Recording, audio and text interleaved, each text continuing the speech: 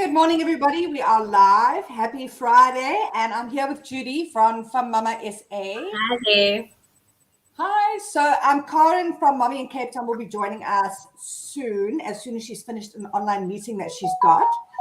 And yeah, so first things first, remember to join in the discussion in the comments, and then you can win live prizes. I'm going to announce the prizes as we go along.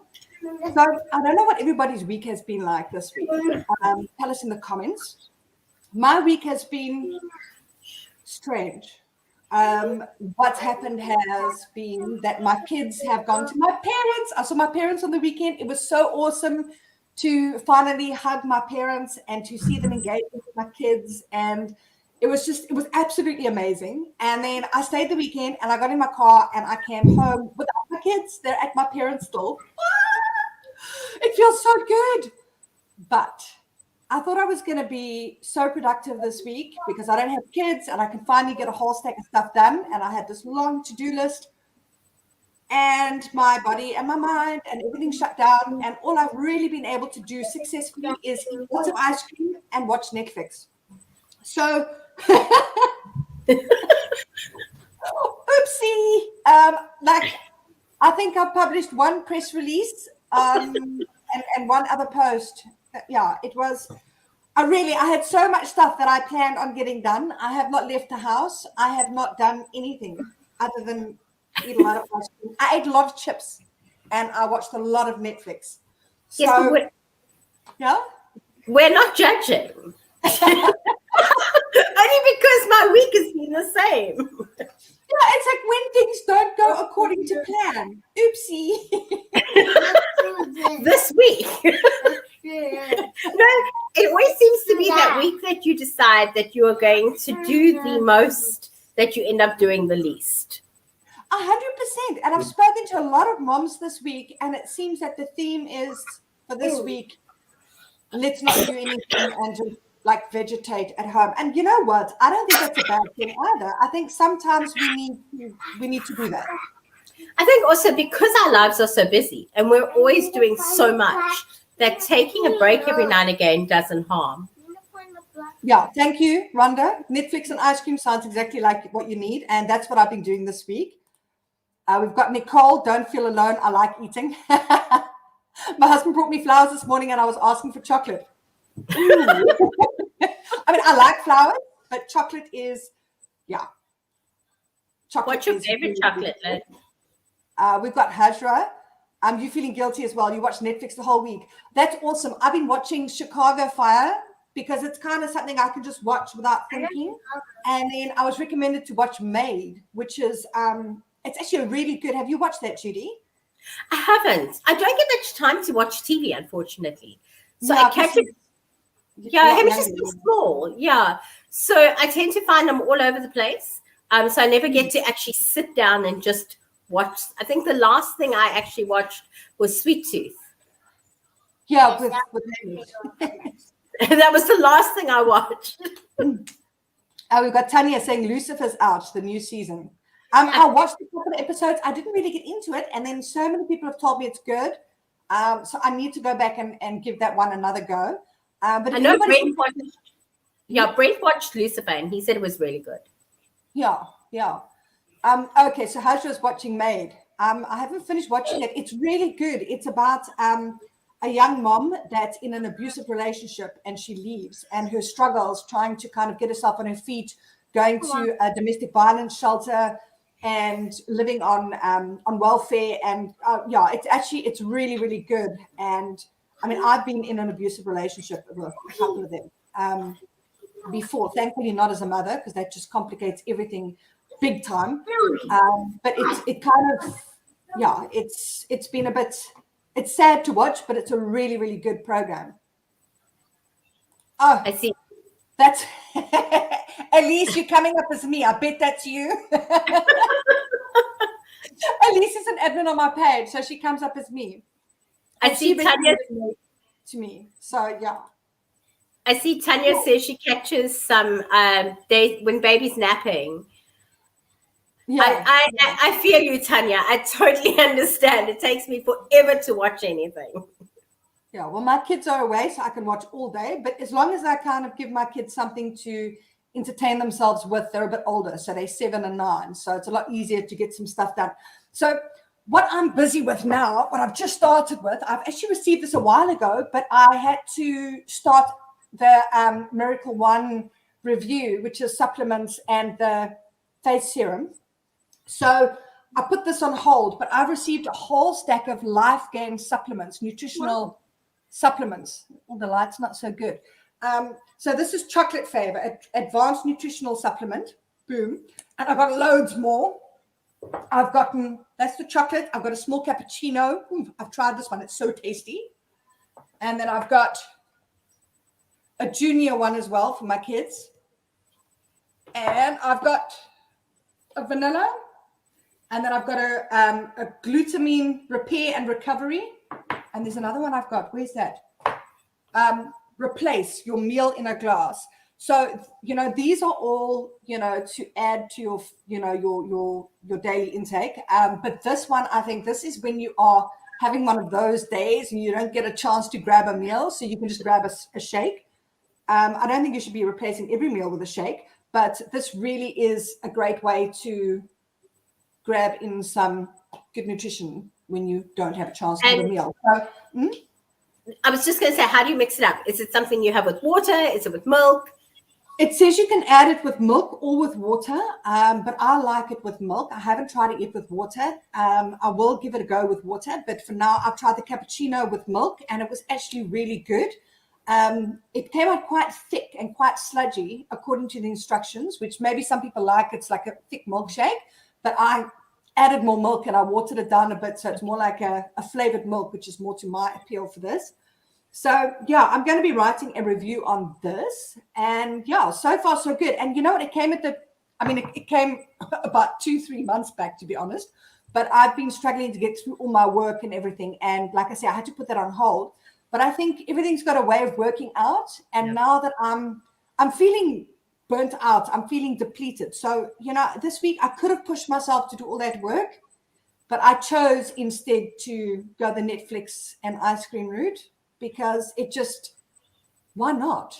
I've just pushed everything over to next week. And the thing is, your to-do list is not going to get that much smaller when you push yourself. There's always something new being added on. So I decided to just push it all to next week. So my Smobie review, Smobie Flick Stream, which was going to go out yesterday, it's going to go out next week. I'm sorry. I'm going to now wait for my kids to go back to school and then get back into the swing of things. And yeah. So what I was going to say is, as moms in general, our mental load over and above our physical load is always so busy. I mean, I don't know about you, Lynn, but I start my morning running. Like, yes, from the minute my eyes are open, I am working, I am busy, I'm doing 10 things at once. So like now I have a cold, and even now I'm still working. But 2 days, was it yesterday, the day before, I was in bed the entire day. Literally, I don't even think I looked at anything. And then I almost had this guilt about not working. And I was like, no, you just got to let that go, girl. Ooh. Yeah, we're going to get to mom guilt soon, because there's a way to ditch the mom guilt course. And that's something I really want to get into. But yeah, this week I've decided to give myself a break and to listen to my body and my mind and do not much. And yeah, I think it's going to be really good for me and let me reboot.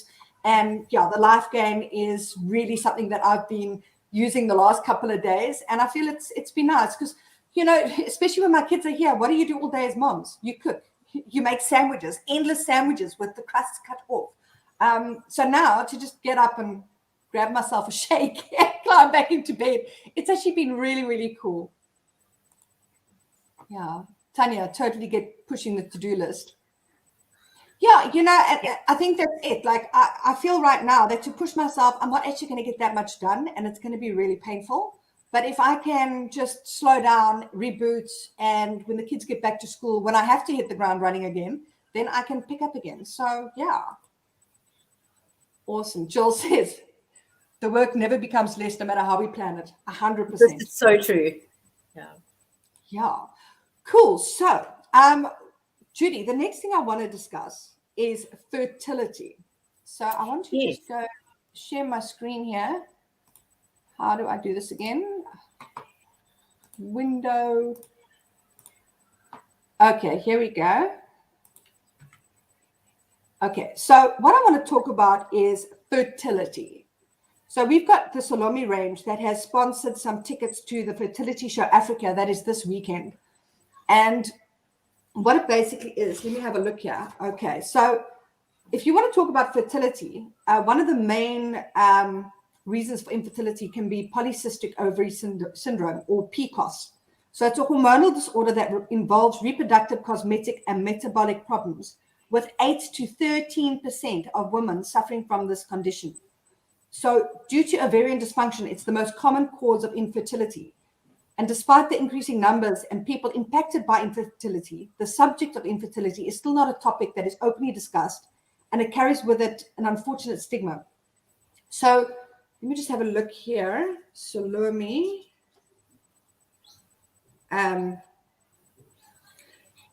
So patients who make use of products like Salome Fertility that contain, now excuse my pronunciation, myo-inositol and D-chiroinositol have seen an increase in their ovulation and a reduction in their hyperandrogenism and in the oxidative stress in their follicular fluid. So, yeah, clinical studies have shown that these natural extracts are instrumental in helping manage the regulation of ovarian function in PCOS patients. So this weekend, let me just stop sharing. This weekend, it is the Fertility Africa show. There we go. Cool. So we're going to be giving away a couple of tickets. And I think infertility is something, it's not something I personally struggled with. So for example, my daughter, I was on the pill. And I fell pregnant. My son, I had the loop, and apparently those fall out. So I got my son. And then when my son was born, I asked the doctor to sterilize me. So he cut my tubes. And I found out that your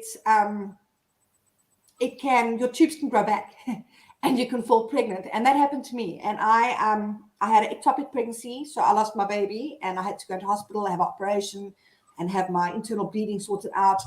So infertility was not something that I struggled with, but there are members in my family that have had serious problems with infertility. So struggling to fall pregnant, and struggling, if they do fall pregnant, they struggle to keep their baby. And then the one time, one of my aunts actually carried a baby to full term and gave birth, and the baby died within a week. I think the baby was born a little bit early, but there were other complications. Yeah. So while I haven't had problems with infertility, lots of people close to me have had a lot of heartache. And I think that this is something that really is, I mean, it's heart sore if you're trying to start a family. And I think a lot of people have struggled with this. What's your experience been, Judy? I can't speak about infertility myself. Like you, I can name the pills that my children were conceived on. I didn't have the problem, but I do have a lot of members in my online community that I have seen are struggling with infertility. And I think that very much like miscarriage, infertility is something we also don't discuss enough as women. It's something that many of us don't understand, and perhaps we brush it off a little too quickly if we haven't walked those shoes. So I do think it's something we need to be speaking about a lot more. I do know that the costs behind infertility treatments can escalate, and that if there is sorry, hold on. Hamish, Mummy can't hear. You need to take that back to your room, please. Thank you. Oh, dear. Yeah, we've got a side pick again today. Yes, we have. But also that if there is a product out there that women can trust, and I think that's the biggest thing. With women, our bodies, we get to know our bodies. We know where we need to put them, but putting products into our bodies that we can trust and that come with a backing and a medical backing to assist with that. Definitely, if I was going that route, that is where I would be looking. Yeah, definitely. And I think also and something that is kind of related to infertility is some women struggle to get pregnant in the first place. Yes. And like I mentioned, it's not just about falling pregnant, it's about holding on to that pregnancy and giving birth to a healthy baby. And miscarriage is something that also it makes people uncomfortable. When I tell people I've had a miscarriage and they like look at the floor and they're, maybe it was for the best, and I'm like, I'm sorry, what? Especially me. I mean, I got myself sterilized, so obviously I didn't want any more children, but to have people say to me, but it's for the best, you didn't want any more. It's like, if I had to choose between a baby or a miscarriage, I would have chosen a third baby.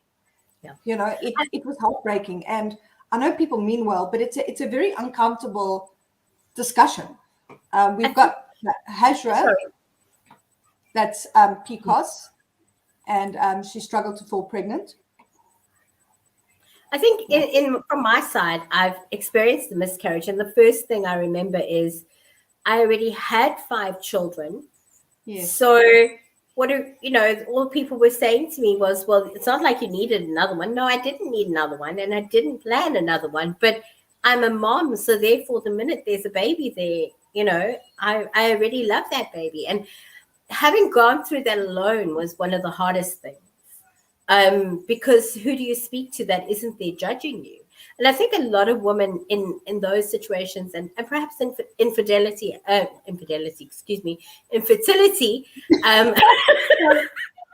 don't have words, guys. I've got a cold. Those suffering from infertility may feel in a similar situation. Who do you speak to that really understands? Where can you have a platform that doesn't judge you? That sort of thing. And with miscarriage as well, holding onto those babies, how do you speak about that without it becoming overly emotional? Because it is emotional for you, but perhaps the person you're speaking to doesn't really get it.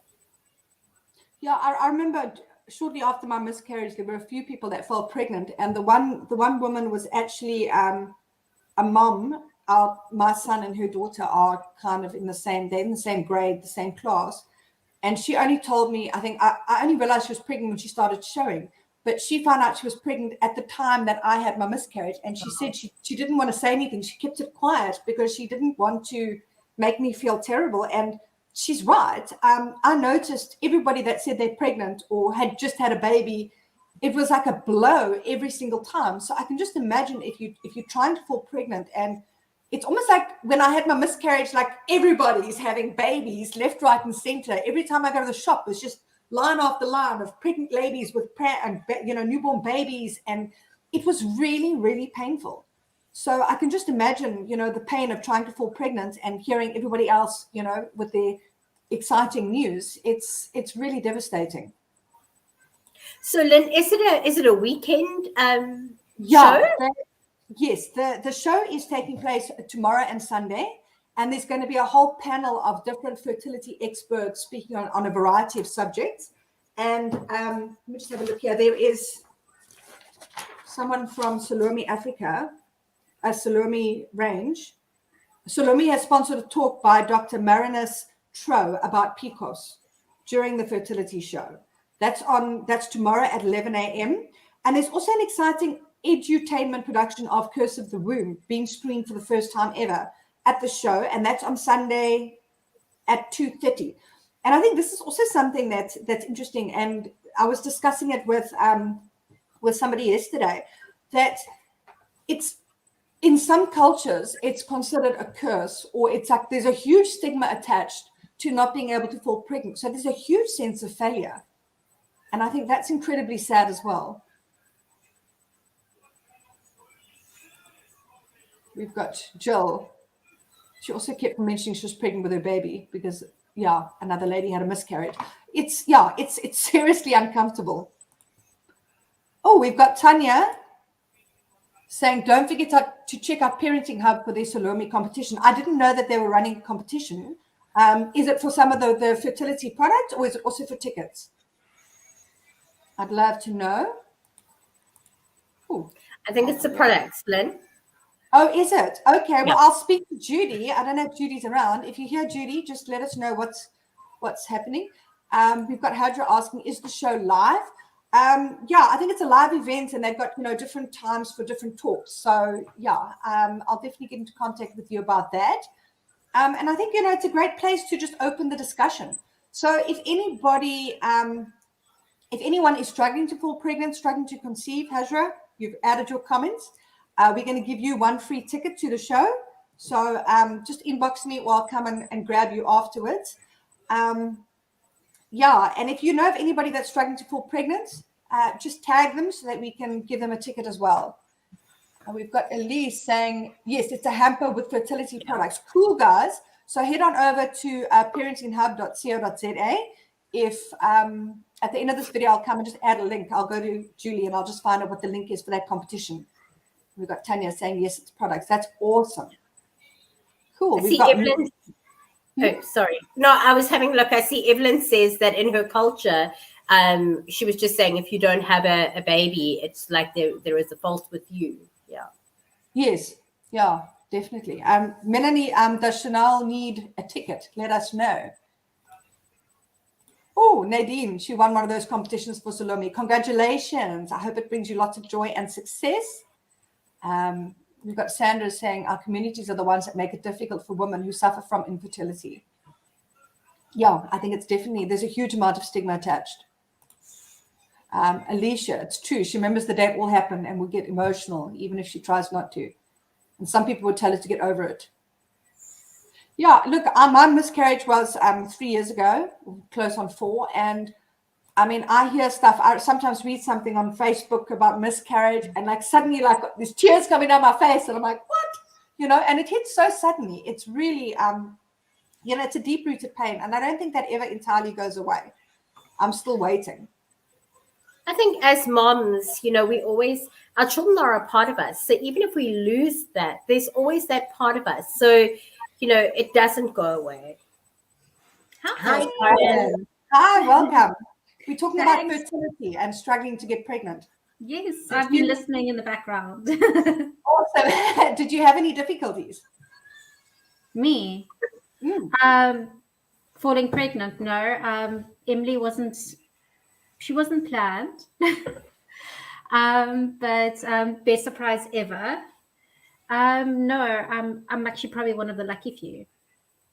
Yeah. I've got friends, and my sister actually recently suffered a loss. So it is something really close to home. I have friends who do battle with infertility. And it is something that has affected very close family friends and even family members. Yeah. My mother struggled to get pregnant for, my sister and I only came onto the scene when she was in her 40s. That's how long she struggled with infertility. Yeah, it's very sad. Well, if you know of anybody struggling now, you're welcome to put them forward to win the competition for some tickets to the fertility show. Okay. Yeah. I won't mention their names because it might not be something that they want to. Yeah, of course. But I'll let them know about it. Okay, cool. Awesome. We've got Evelyn. This is the comment you mentioned. Her culture is one of them. If you don't have a baby, it would be your fault. Or maybe someone from your family bewitched you and they really need to be educated. Yeah, I think there's a huge cultural thing that goes on with infertility. Oh, wait, I'm lost. Oh, here's Tanya saying, here's the link. Competitions, one with 360 biomedicine. Fantastic. I'll also just add that link in as well. I'll get that into my post when I write one later. Melanie, miscarriage is something a woman can never get over. Yeah, I even found, I think I wrote a post on 2 years after my miscarriage, and apparently it's quite common around 2 years for it to get really intensely painful. And it took me by surprise. Ooh. Judy, you're going to have to talk. I'm putting myself on mute. I've got a call. It might be a courier. Okay, well, that's fine. Hi, Karen. I'm going to talk to you. And I'm going to ask how you've been. I'm good. Should I talk about what I've been doing or just in general? I think that Lynn's going to slot that in. So my week has been so hectic this week. Like I was just saying, I've got such a cold. And I'm actually going to do a COVID test later just because I have to do a dem on Sunday, and I don't want to infect anybody. And Brent is supposed to be going away, but this cold has been here for a while. Sorry, Lynn, I was just talking about me doing my own COVID test later. Ooh, did you tell them where you stick it? in my nostrils. Lucky me. And then in my mouth. Yeah. No, this is not exciting. You got to put it in your nose and then in your mouth for that home test. My cousin gave me the not excited. Thank you. I'm really not excited. But I do feel just because of the weekend that's coming up, because Hamish is still sick, I do need to do it. And also because like this doesn't just feel like a cold. It really, I was flat on my back the other day. I was like in bed the whole day. So, which is, if you know me, you all know that that is not me, you know. Beauty doesn't stop. No, she doesn't.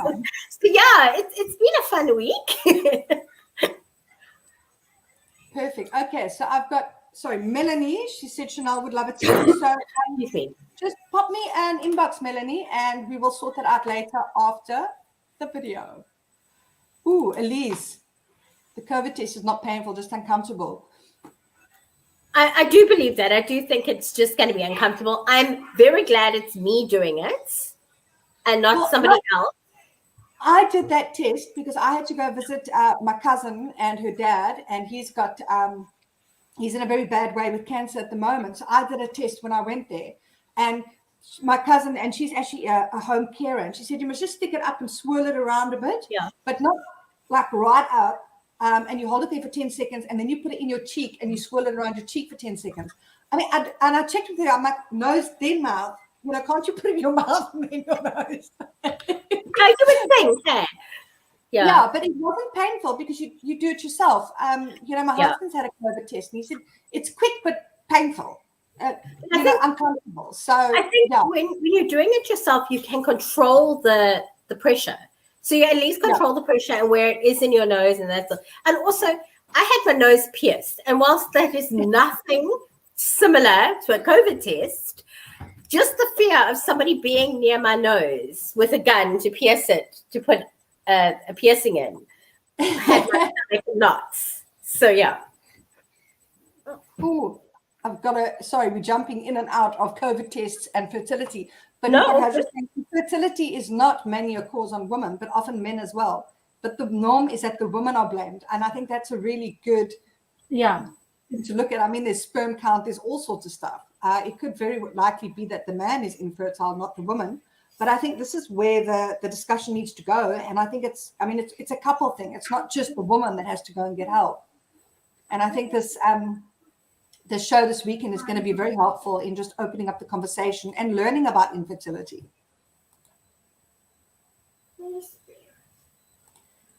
We got Tanya, the throat swab makes you gag.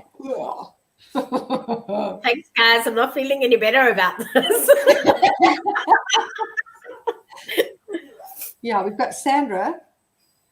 She's never suffered infertility, but she suffered with miscarriages, and considering how the community reacted, she couldn't imagine if it was the other way around. But I think that miscarriage is I'm not 100% sure, but I think miscarriage would be part of infertility. It's not just falling pregnant, it's keeping the pregnancy. Yeah. I think that I know when I had my miscarriage, it had a lot to do with the fact that I had just had Ronan, and literally, like, not even 9 months later, I fell pregnant.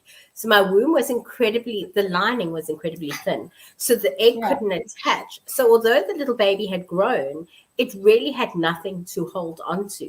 So it was expelled from the womb just because there was nothing to hold on to.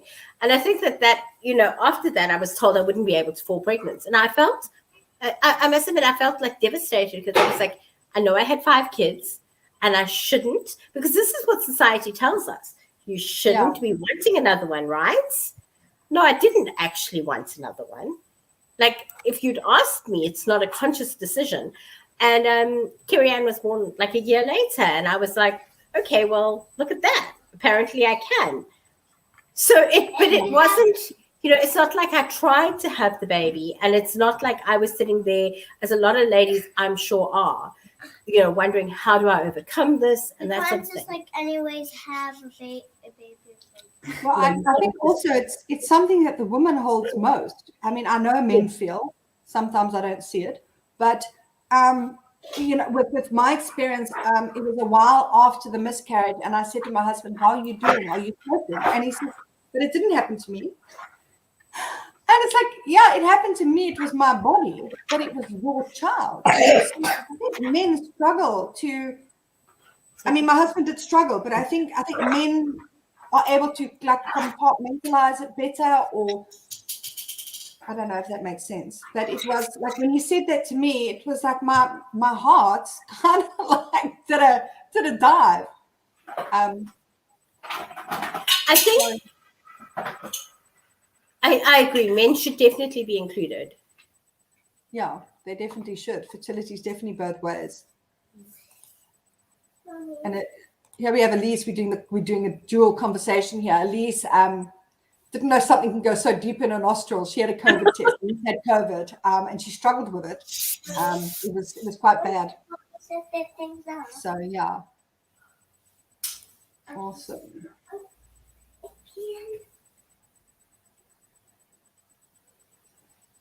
Yes.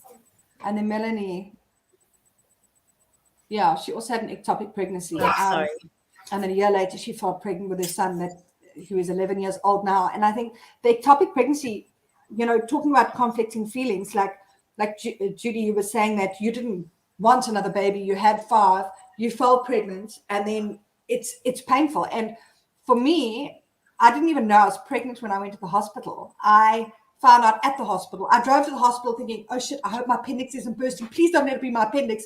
When I left the hospital a couple of days later after having this operation and losing my baby, I'm like, you know what would have been really cool? A burst appendix. So it's all about perspective. But the thing, being told that you're pregnant, you're losing your baby, and if you don't have an operation ASAP, you're going to die because you've got internal bleeding.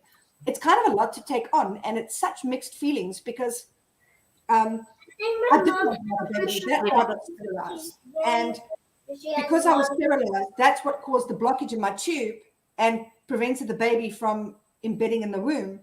So it's like I almost feel like I brought it upon myself that I had this miscarriage, because if I didn't get sterilized, the baby would have made it through to the womb. So it's so much stuff there that, to unpack. And then people say to me, oh, but it's just as well. Imagine how much money you're going to save not having another kid. And it's like, I'm sorry, what? The things that people say, it really, really, it hurts so much. Yeah, I think for me, I woke up and I had stomach cramps, and I went and I passed the baby into the toilet. And which one? I was absolutely sorry, Hamish. Mommy is busy. Thank you. And I was horrified, and it was like, what? What is this? And I remember calling my now ex-husband, and he was like, okay. And I flushed the chain, because what do you do? Like it was this little, it would never have made it. And I flushed the chain. And for me, the years and years of guilt of flushing my child down the toilet, it wasn't anything else. It was, obviously I've come to peace with it. And at the time, I remember I'd gone to church and I was so upset. And my pastor had given me a scripture that almost said that I had done something wrong. And that was why I had this miscarriage. And it really impacted me on so many different levels, because we're going back to Kimmy was born 2003. So we're going back to like 2002. And yeah. I mean, yeah, conversations were not as open as they are now. We didn't have the internet to just Google things. We literally relied on the women around us. And the women are often the ones that are more judgmental than the others. And as women, we need to be there to support each other, and that I think was the biggest thing for me. So we just stopped talking, because what do you say to somebody? How do I say, hi, well, listen, I went through this really bad thing last week and I actually flushed my child down the toilet. Wow. Because, and that's what it was. And for years, and there's many women out there, there's many who have gone through these incredibly traumatic experiences, really, really bad miscarriages, and there is no platform for them to open it. And I think that with regards to infertility, I can imagine that there's many women who... What was your kid's name? It didn't have a name yet, love. I think that there's many women who who are going through things that you had a baby that didn't have a name yet, and you flushed it down the toilet. I know, very sad. That's pretty harsh. That's actually pretty harsh. It is very harsh. And And I think that as women, we need to be there to hold space for these ladies. I think that we need to allow them to open up the discussions, especially if we don't understand it. And I say that, so we're here, we're ready to listen. But tell us your experiences. Let us hold space for you to explain to us how you are feeling. And that's what something like this fertility show to me is amazing. I think it's one of those things that now open up those conversations that were once taboo, draw men into the conversations, because often men are excluded. As much as we say, sorry, I'm just playing bowls at the same time that I'm talking to everybody. As much as we say our men don't feel, they really do. And we need, as much as us as women have been given this judgmental space, I don't think we've opened that space to the men to be able to speak about these things. So something like this to me is wonderful, because it's a non-judgmental space where experts are standing up, they're giving you the information that you need, and they're opening up those conversations that probably really need to be had. But it's a community as well. So everybody watching is struggling with the same thing. And I think that's really important.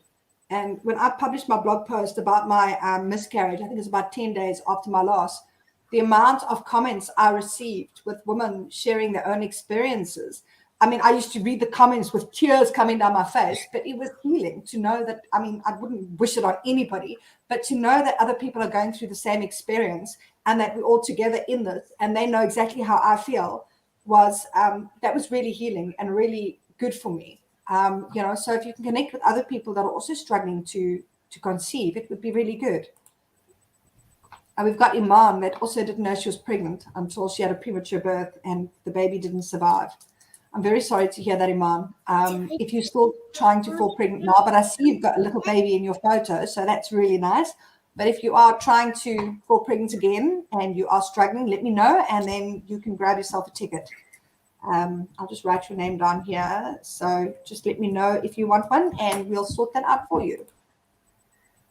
And I've lost, where's it gone? I've lost my comments again.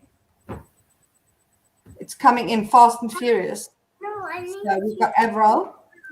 Hi, Avril. Men don't have our hormones, so they can deal with miscarriage or family losses from a different perspective.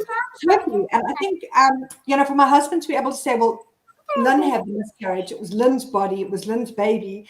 He can cope better with it. So I totally get why he said that, but it was kind of brutal. So, yeah. And we've got Alicia also had an ectopic pregnancy, 19 weeks. They had to remove one tube. They also removed my tube, but they left me with one cut tube, which still makes me feel a little bit anxious after all of my pregnancies while on contraception. And it's like the fear that I've had now of actually falling pregnant again, because I've still got one cut tube. So I'm praying for menopause.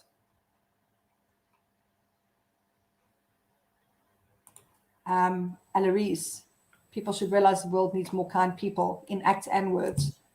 Oh, that's 100%. true. But that being said, a lot of the men, when we say the men don't feel it the same way women do, I think they do, especially when it's later on in the pregnancy. They also feel a loss as well, because it is their child. And sometimes they don't have the words to describe what they're feeling. So I think that also has a huge impact. Yeah. Yeah, I totally agree with you there. We've got Hajra saying that he wants to know the name. And this is something my children now know about my miscarriage. They didn't at the time. They were, quite young. My daughter was just starting grade 1. And my kids also, they talk about whether it would have been a girl or a boy, or, what the name would have been. They have fights over what the baby would be called and whether it's going to be a girl or a boy. So I totally get what Hamish is saying. It's something that kids struggle with. And my children every now and then like say something odd in the car, like, Mummy, imagine that baby had made it. That baby would be 3 years old now. Or, it's really sad. It's a family thing.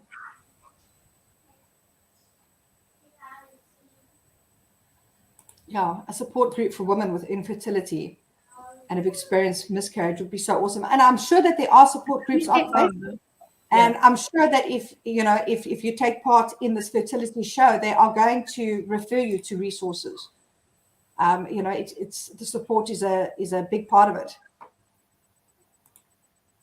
Bongeka, I've got a friend who lost 3 babies, and she's got a 6-year-old daughter. And last week she was blessed with a baby girl. That is fantastic. Sasha. Yeah, I think men are interesting creatures. I think they struggle to show their emotions. We kind of just open up and blurt it out there. And I think the guys tend to hold on to it. And talking about stigma and culture, I think it's very much a manly thing to not feel and to be strong and not share your emotions. And I really think that it's the other way around. The more you speak and the more you can heal. I think that especially raising boys, and especially in a more mindful, like I often speak about the differences raising my older boys to raising Hamish, for example. And one of the most important things we've done is give him the vocabulary and the tools to start expressing himself, to be able to say, I'm not feeling happy today, or this has made me sad. And I think it's important because I know raising my boys, it was you made your boys tough. You made sure that they could get through things, big boys don't cry kind of thing. Now we're more like big boys can cry. It's okay. Are you sure you're fine? So there's definitely a shift, in what that I've seen, parenting almost 30 years apart. Yeah. Oh, we've got Bongeka Moana. Her cousin is 40 years old with no baby, and she's been trying for years. Bongeka, I'll get hold of you later. I'll give a ticket to your cousin so she can join, and hopefully that will make a huge difference for her. And we've got Amo. She had a miscarriage in her first trimester, and her partner blamed her and still doesn't recognize the angel that they lost. I'm really sorry for your loss, and I'm really sorry that you guys are struggling. And yeah, I'm a huge fan of counseling and therapy. I did a lot of therapy after my miscarriage. I did it alone, though. My husband's not big on therapy, but that might help you understand. And I think, it's not easy to understand why people react in the ways that they do, but it doesn't necessarily mean that your partner actually blames you. It might be that he just doesn't know how to cope himself. So we need to be even stronger and understand that. Ooh. Oh, and here's one, Sasha. In certain cultures, if there's a miscarriage and knowing it was a boy is a huge loss. Yeah, I totally understand that. Cool. Okay, so it's quite a lot of comments. Ladies, if you continue to tag your friends, family members that are struggling to conceive, and then we'll come back after the video and choose some more winners. I've got 1, 2, 3, 4 people, 4 tickets that are going to be given out. I was just wondering, Karen, you came in a little bit late today. Do you want to share what's happening with Hood Hunt? Oh, your microphone's off. You're on mute. Sorry, I was. My phone has been beeping all morning, so I muted myself so you didn't have the beep beep beep in the background. Yes, sorry, I'm a bit late. I had some early morning meetings. I have people going in for interviews and stuff. Okay, so I've got a few things going on that I've been working on recently. One of the exciting ones is on my Instagram account as Mommy in Cape Town. I'm giving away a ticket for Hood Hunt. So Hood Hunt is this great new business. I think you can call it a business. What they are is they are a treasure hunt. And it's based out in Bloberg, and you have to follow a whole bunch of different clues to find the prize. What's quite nice is it takes you to different places. You can go to the beach, or you might end up at a park. You might end up at Eden on the Bay. You just have to figure out the clues. It gets emailed to you, so it's all digital. You don't have to actually, and you can also do it in your own time. So what the fun part is that the first group of people or the first person to figure out the clues and to find the treasure wins 15,000 Rand.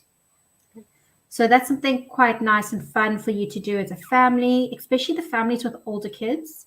That, you know, there's so much to do with the young kids, but when you've got a teenager or a tween, you're like, they're too old or they're too young for this. Hood Hunt is an amazing idea. It's a family activity.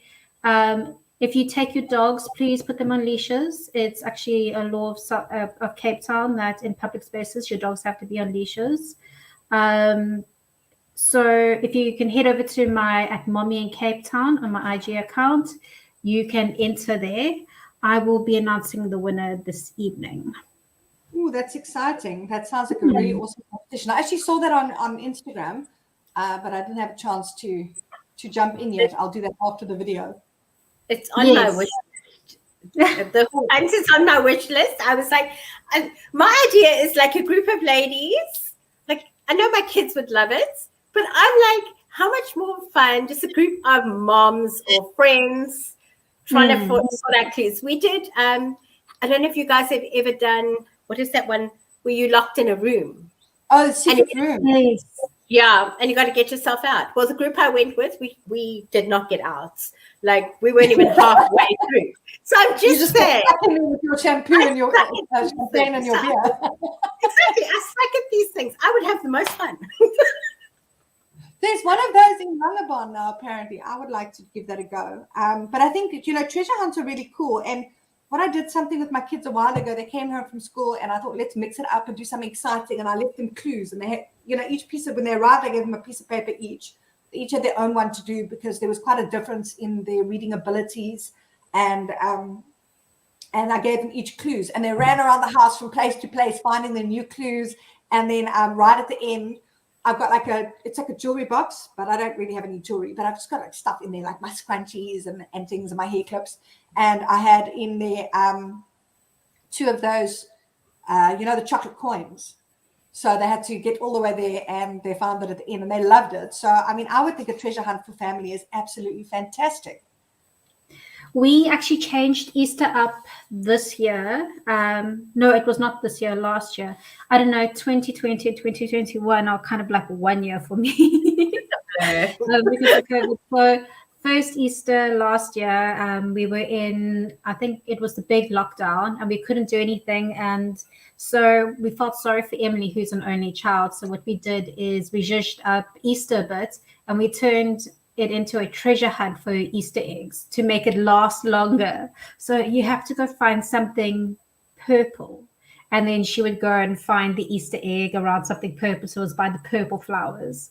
Or it's under something red. So she has to go and look. It was under a red bucket. So we did that for her. I think kids love it. Something interesting. That's stunning. And it adds a whole new interesting aspect to it. More exciting.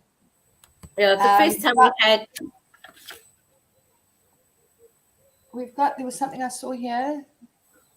Oops. Where is it? Somebody wanted, there. Karen, please put in the link for your page.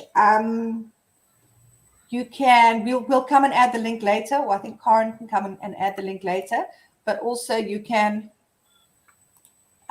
there's Karen's website, mommyincapetown.com, and her Instagram is @mommyincapetown. So you can, go head on over there and have a look for it. Otherwise, we'll add a link later.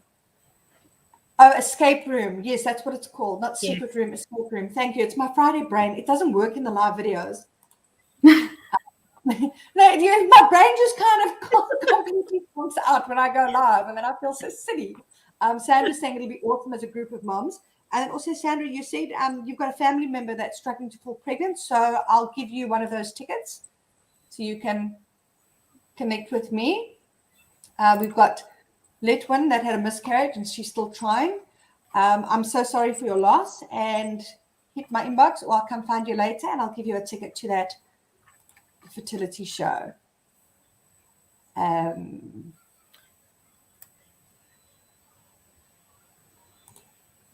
It's because I'm excited. Yeah, you guys get me in a total tiz and then my brain stops working. Totally, 100%. Cool. I just wanted to update you guys also on, so I'm still running a number of competitions on my blog. Where did I put that? I put that somewhere. Okay, so if you want to find the competitions on my website, you go to kaboki.com/competitions, or you can just find the competitions in my menu. And I've got a number of them going. So one is for the hair laser removal. Boom. An update. I've given quite a few updates on this. I've written a review. I've done a lot of talking about it, but I just wanted to update you on my lady bits. It's Have you done it? My husband is very impressed. And that's all I'll say on that. But this thing is the bomb. It's absolutely the bomb. Oh. I've been looking at it since you zapped my arm. I've been looking at it. And I'm like, I think I could do that. I'm sure you could. No, it's fantastic. My legs. I did an Instagram post, I think yesterday, showing my legs. They're ready for summer. And I haven't shaved or done anything for I think 2 weeks. And I'm like, this is it. Smooth, hairless. It's amazing. I'm absolutely loving it. Other competitions that I've got going on my website is the Miracle One serum. It's fantastic. I've written a review on it, so you can go check that out. The competition is on my review, so you'll read about this and the supplement that goes with it. It's fantastic. And then there's also a giveaway for a 250 Rand for a kid voucher and a competition for a 1-year subscription to the Safer app, which is a safety app for women. So you can head on over there. But yeah, right at the moment, I mean, I am just like, this is my baby. It's like, and the women are going wild, and some guys are going wild in the competition for this. So head on over and enter for that. Judy? Yes. Tell us about Danny and Jay. Oh my word. Okay, so now you hit me like that one. So I'm always I love local businesses, and I love small businesses because I know how much hard work goes into trying to build your brand. And often I'll see a brand on Instagram and I really love their stuff. And I had a look at Danny and Jay and I was like, oh my word, that's gorgeous. So I love bath bombs. Hamish loves bath bombs. In fact, we are, if you want to spoil me, send me chocolate or bath bombs. I know, right? So Danny and Jay sent Hamish a box of 3. No, that's gorgeous dinosaurs, right? Oh. It's so stunning. And I wish we could bottle the scent and send it to everybody because it smells amazing. I took it. I'm going to actually undo it here because the one you gave me, this is peppermint. What is yours? Yeah, it also smells. Peppermint. Yes, it's a pepperminty one. So it's really thick. That was the first thing that impressed me. And then when I was speaking to Danny and Jay, she tells me she only uses natural products. So there's no preservatives in here at all. So this is pure natural product that you're using. So it's not harmful to anybody. And what's really great is we put it in the bath and it didn't just like fizzle and go. It was there for a while. So Hamish got to get in and he was swimming with his dinosaur for a little bit. And great scent. It's natural. It's safe for your child. And it did not stain my bath or him, which are 2 really important things because I've used some bath bombs. I don't know about you guys. I've used some and then Hamish has these beautiful blue and green marks on him. She has an amazing range out. So please go and have a look at her products on Instagram. And also there's a couple markets coming up. So I have told her I will put the markets on my Instagram and Facebook page because she's got some Christmas ones, guys. And if you're like me, I don't know if any of you know, I do November. So every day for November, Hamish's dinosaurs, leave him a little something. And then every day for December, we do the elf. So we're always looking for little things that we can surprise him with over November and December. Love it. I've got a question. What is your one? It's a chilpul. It's a chilpul. Okay, so I got dinosaurs. So yeah, I actually shared with Lynn because I had sent something for Callista, and I'm from that old school where you don't give one child without the other. So we sent the bath bomb for Skulk. Yeah, but you pause the problem now because I want to know something. If I have it in my bath before my kids get back, are you going to bust me? Not at all, but what are you going to give Scott? You got to deal with him. No, because I love bath bombs. I mean, like, and it's a total bath bomb for me to have before my kids get back. It's Well, like, hold on. a name on it, Judy. I looked at this and I was like, let me put this in my bath. And then Hamish said, aren't you going to show the mummies tomorrow? And I was like, yeah, okay. Oh, we got Evelyn saying her son would love it. He carries everything in his bath, even stones. My son takes all of his cars and he drives them all over the place. So when he's in the bath, you just hear like. I've got a daughter, so there are Barbies, and at the moment, I think they're My Little Ponies in the bath. And the problem is, I don't know if you know dolls, all the water gets stuck in them. So when she's not looking up, it's like dismantle her dolls and like hide them somewhere so it doesn't look like mom's killed her. Yeah, because if you don't dry it properly, you can get all that mold inside. I know my daughter also, she had all of her My Little Ponies and Barbies in the bath as well. It was like, yeah, and she used to take my son's Spider-Man and everything in as well. And then you get in the bath afterwards and there's all these like dolls lined up staring at you. It's like creepy. I was going to say, it's that one of those memes, tell me you're a mom without telling me you're a mom. And then you just lie in the bath with all the ducks and whatever looking at you. 100%. Cool. I want to just go on over to, oopsie, where am I going? I don't know what I'm doing now. I'm getting confused. You guys are exciting me too much. Share screen. Okay, I just want to talk quickly about soft lips repair. I showed you guys that in the video. Was it last week, Judy? It was. Yes, it was. Not. No, when was I at you? 2 weeks ago. Yeah, no, last week. My brain doesn't work so good. So soft lips repair, especially for repairing your damaged dry lips.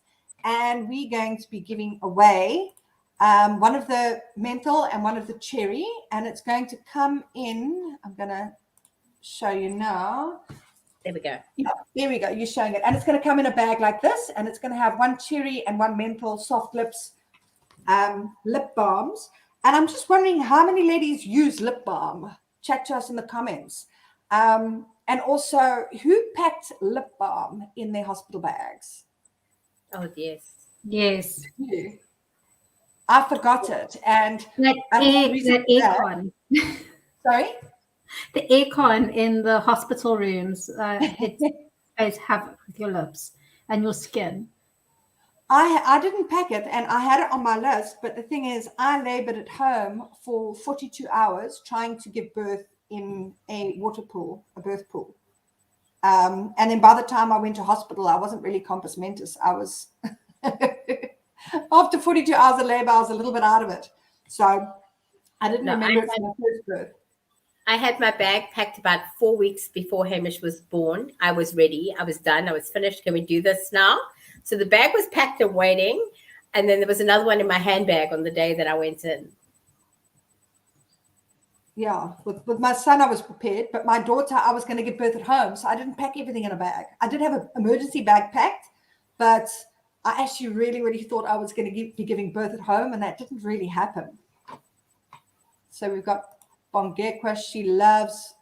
You guys are commenting too quick. It's moving all over. So we've got Tanya, soft lips cherry. Yes, definitely. I would have shown it, but my daughter took. You know how your daughters take your stuff. So she claimed that soft lips repair cherry, and she took it with her to the farm. So it's gone. So my daughter loves it. I've got one over here, but it's one of the tinted ones. I love the tinted ones as well. And we will be next week or the following week giving away some of the tinted ones. I don't often wear lipstick anymore under my mask because nobody can see me. So I will often just put a lip balm on under the mask. Well, and that's fantastic. I mean, the thing is, when you put lipstick on, it all goes on the mask. And then you get home and you've got this like bright red marks inside the mask and your lips have got no more lipstick. And nobody sees it anyway, your lips, because you've got a mask on. And I think your lips get especially dry wearing the mask. So these are fantastic. got Jill. She also has lip balm all the time in her bag, and she traveled with it to hospital. Fantastic. Oh, it's going so fast. Can you guys see the comments going up? Got Sandra, she's never used soft lips before and she'd love to give it a go. Yeah, and these ones are specially formulated for repairing your lips. So it's the perfect companion going into summer. The cherry is my favorite. Yeah, I didn't get to try the cherry. I mean, my daughter literally took it from me in the pack and yeah, she's gone. So, oh dear. But I love the tinted ones. Mm. The tinted ones go on nicely. I find that they look almost like a shade of lipstick. Have you tried them, Karen? Yes, I know. I actually use it. Okay. Yeah, also, yeah, I do use them. I find that, especially in summer, it's quite nice if you're going to the beach and you don't want to go completely without anything on, or if you've just been swimming and you just put some on. It's really nice. 100%. Awesome. Cool. So I'm going to choose for that winner, Nadine Aaron Smith. So you're going to win the 2 soft lips repair with a bag, and I'll come and find you later, or you can inbox me on Kaboki. Right. Let's have a look. I think I've said almost everything I need to say. Karen, tell us about the Knorr superfood sachets.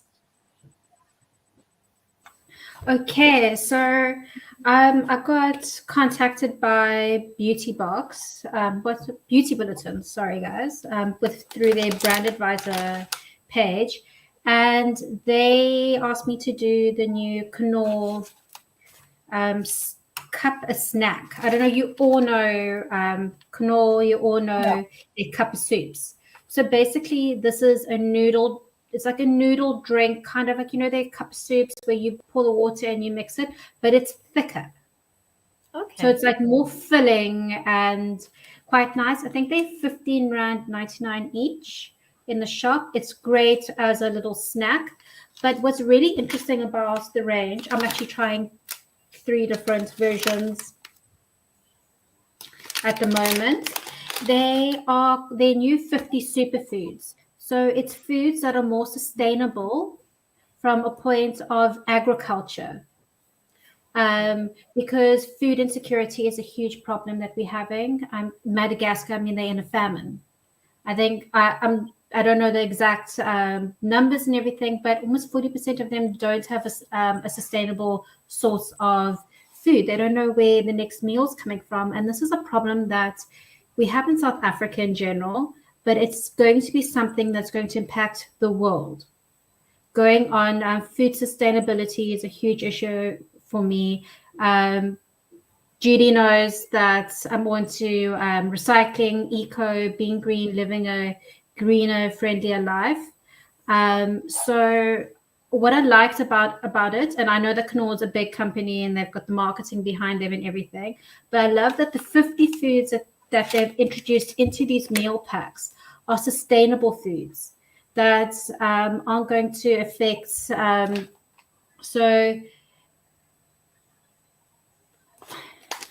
it's interesting foods. Like here's a smoked paprika and mung bean with noodles. So that is something that's quite interesting. Then they've got meals with lentils in. And it's foods that are going to fill you up for longer so that, between meals, if you need a quick snack or something, you can eat this. They are on the healthier spectrum. I'm not a nutritionist, so if somebody says I'm wrong, I would probably believe them. But to me, lentils are healthy. Mung beans are healthy. There's a spicy bean one, which is also a bit healthier, on the healthier spectrum. So that is something that I was quite interested in. And it's more from the point that they're using 50 foods that are going to carry on and being. So I'm not vegan. I'm going to be honest. I do eat some chicken and some meat products, but I do try to choose more sustainable ideas.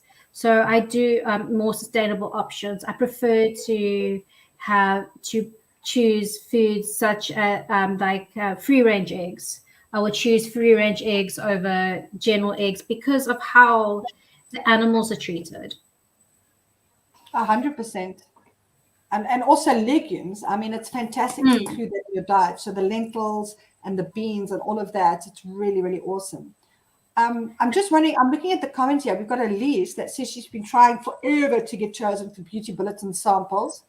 And we've got Amo also saying she also never gets chosen. Do you, since the ladies are asking, have any tips on how to get chosen for Beauty Bulletin samples? Guys, I can talk on this for hours, Judy. But you never did Beauty Bulletin. I don't get chosen. Even when I send stuff in, they never choose me. So I don't even bother anymore. They like send the emails and I'm like, yeah, take it away. It's so long.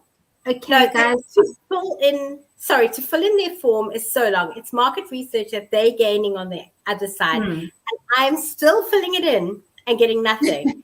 So I'm like, no.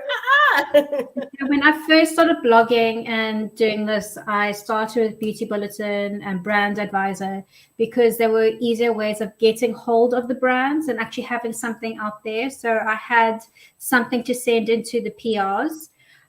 Generally, I don't do free work, but I did this because I was interested in the product. So honestly, ladies, keep sending in.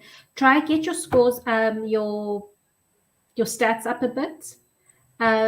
So that's one thing. And they also are looking for very specific demographic. So if they ask you, are you allergic to something, be honest and say, I'm allergic, because there might be something in the product that can make you ill. So they also look for people who interact on their other campaigns. You're going to see a lot of emails coming through saying they've got a live tomorrow. That actually reminds me, I've got a live Raja show tomorrow. I'm cooking a potato salad if anyone's interested. So that's another thing, is they want you to engage in their community as much as possible. So that's another way. If you don't get chosen for a lot of their campaigns, maybe just comment on the people who are running campaigns with them, because they do take notice of that. And that's another way for you to also get more followers if you comment on other people's posts and interact with them. Another thing is, I think that they do have a sliding scale of how many high-end, how many micro and macro bloggers they need. And then, so as soon as you get over 1,000 followers, then they will start paying attention to you. Because honestly, before that, it's not really worth their while on return on investment. I used to work in PR, so I can honestly talk about return on investment and stats for hours with you ladies. Maybe that might be another post I can do for you. Karen, can I interject here? Yes. Over 1,000 followers, most people are now micro influencers. And if a brand is going to work with them, it should be for more than $15.99. And I don't mean to be the person that says that, because we work with a lot of brands, and I will often work with a brand free if I fully believe in what that brand is saying, and if I believe in that brand, and I can honestly stand here and authentically say to you, I know you're doing that now with Knorr, can authentically say, I love this, it's fantastic, it's amazing. But the time it takes to fill in the survey and to work for $15.99 is not. It's not worth $15.99. No. Sorry, Karen. I'm putting okay. To work for a small amount is not worth it to micro bloggers who have more than 1,000. So they really do have some amazing brands, and they've got some really fantastic products that they come out with. But the problem is that if you're spending, and I mean, I did for 2 years, I filled in surveys with them. And for 2 years, I got nothing back. Whereas like a home tester or one of the others might come back a bit faster. So I think if you're looking to get something going quickly, and you really want to work with the brands, there are other ways of doing it. But if you're okay with filling in the forms and taking all that, That's also okay. And I don't mean to be the person who says it out there, but I do believe that we all work for something. And especially the bigger brands. The bigger brands do have marketing budgets. They do have a PR. They do have a way to go through and make it worthwhile, even if the person that they're advertising to, because that person has an audience if they've sent you something, even if that person only has 300-400 followers. I think it's about choosing the thing that really fits with you. So, not about going there and filling in the form for every single thing and kind of like a hit and miss and see what you can get. And I like what you said, Karen, about engaging and that they take note of that. So I'm not part of Beauty Bulletin. I never have been. Maybe I'll check it out. But what you said about engaging, and I think this is really important. And ladies, if you want to win prizes, take note. Just engage with content.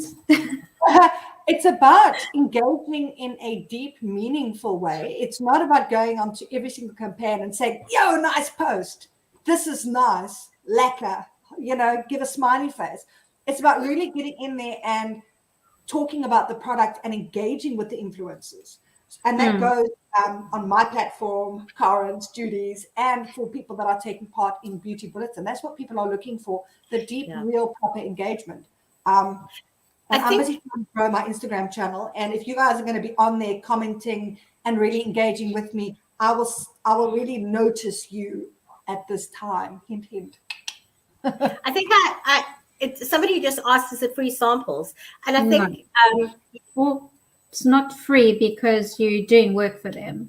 That's another thing that kind of gets my goat a little bit.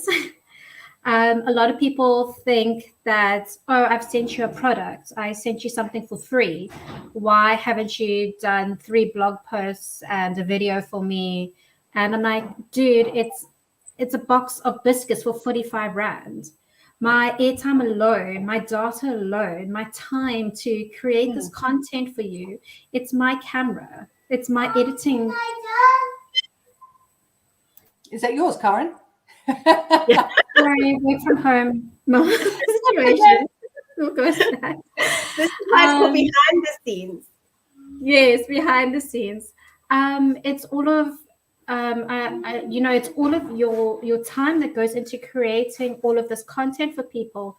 So it's not free samples. Your bigger companies, yes, they've got a marketing budget and they can send it out to you. But for your smaller brands, it is not free for them.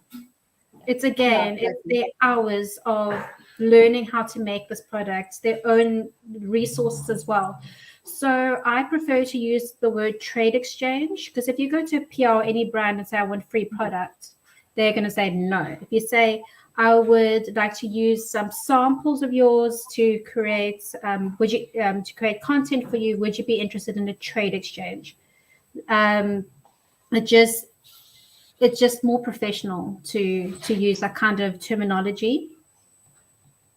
Well, the life gain products that I showed at the beginning of the video, all of this stuff, I did a paid campaign with them for a press release a while back, and I did a giveaway, and the response was fantastic. All the moms raved about these products. So I contacted them and I said, how about a trade exchange? Send me some products and I'll write a review. And I've got all this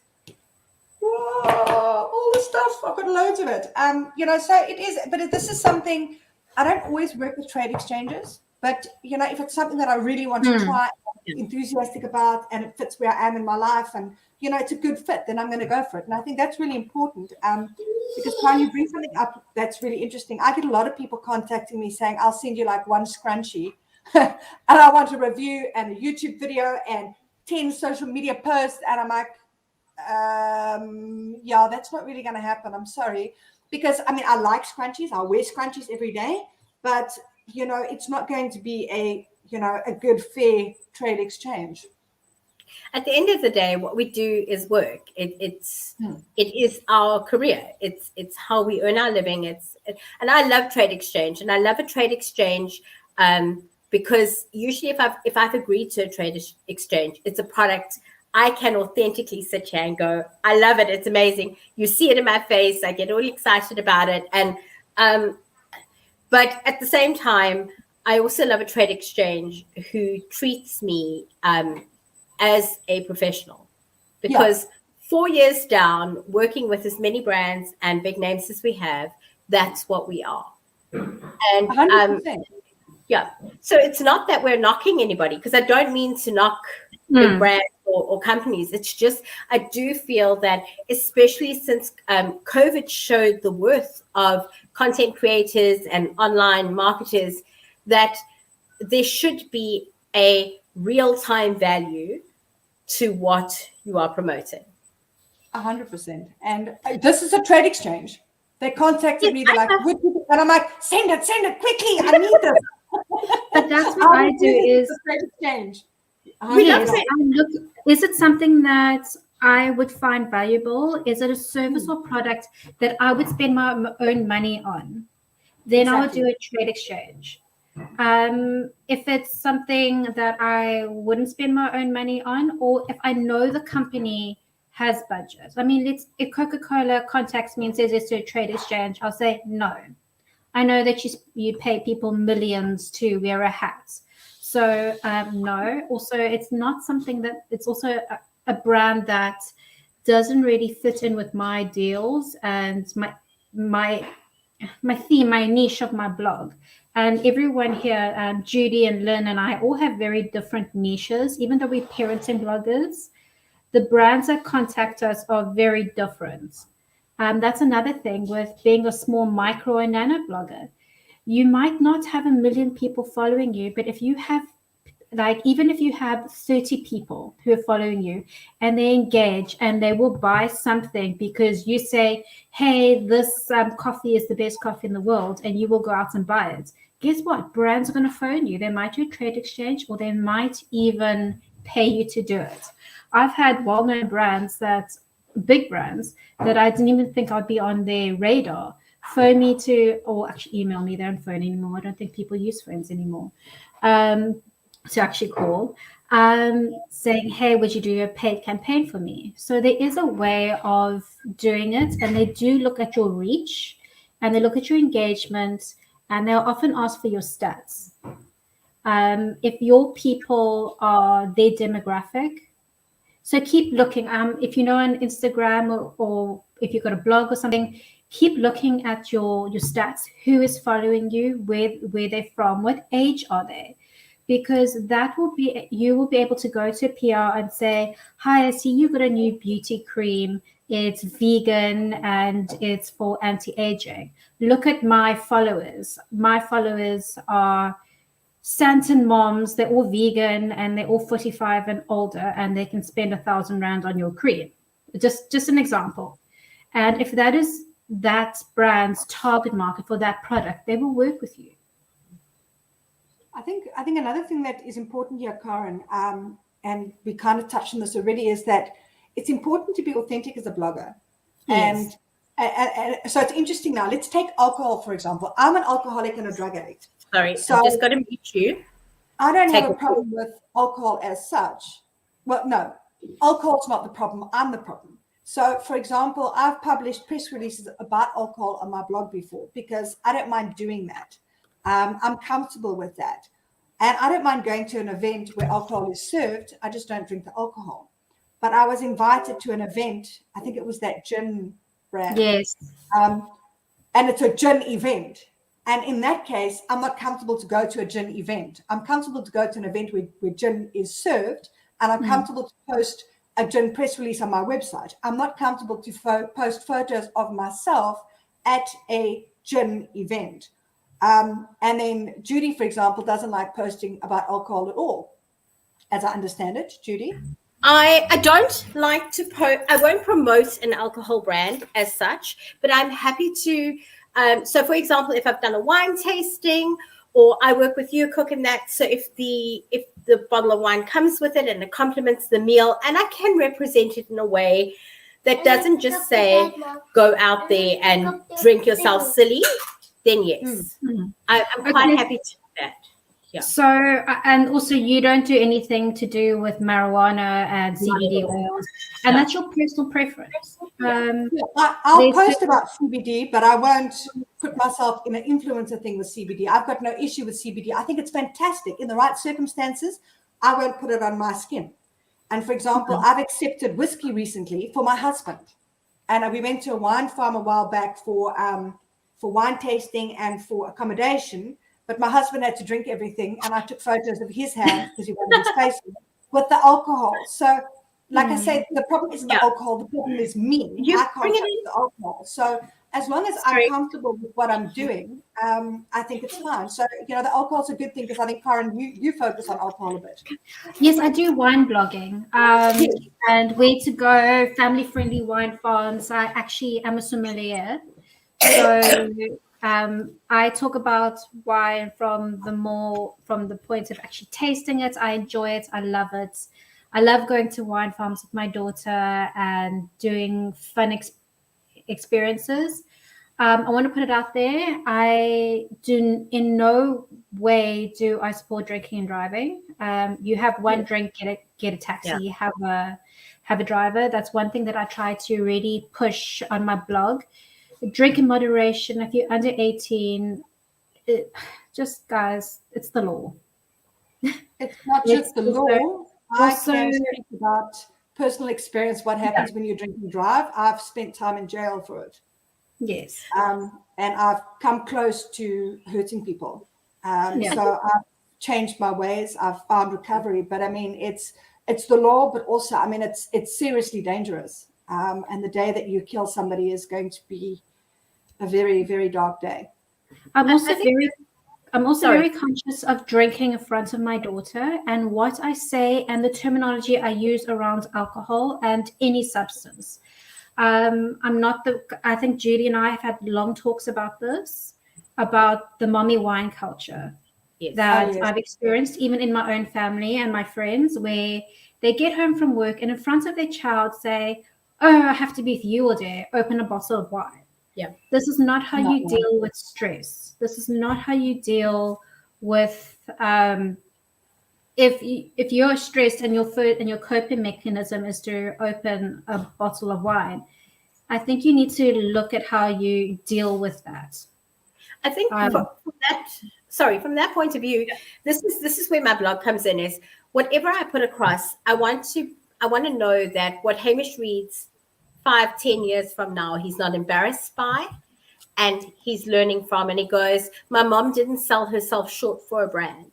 So as much as I might love the brand, I want him to be proud of those. And when Karen and I talk about the wine culture, we're not knocking anyone. We're not saying don't have your glass of wine or don't enjoy it. Yeah, no, I thoroughly enjoy it. I don't drink in front of Hamish. And if I do, it is only one glass, and it's usually only in a social situation, which, like, hello, COVID, it doesn't happen. But I never want his coping mechanism to be somewhere where he goes, oh no, the day was so bad, let me hit a bottle of something. So when I represent a brand, I want to represent it in a way, an alcohol brand specifically. I want to represent it in a way where it doesn't become a coping mechanism. It isn't seen as super cool. And I'm sorry if that offends anybody, but I want them to understand that you can enjoy a drink, but enjoy it with something. Have it in a social situation. Let it become a calm issue where your child isn't looking at you going, my mom is so stressed, she just drank 3 bottles of mommy juice.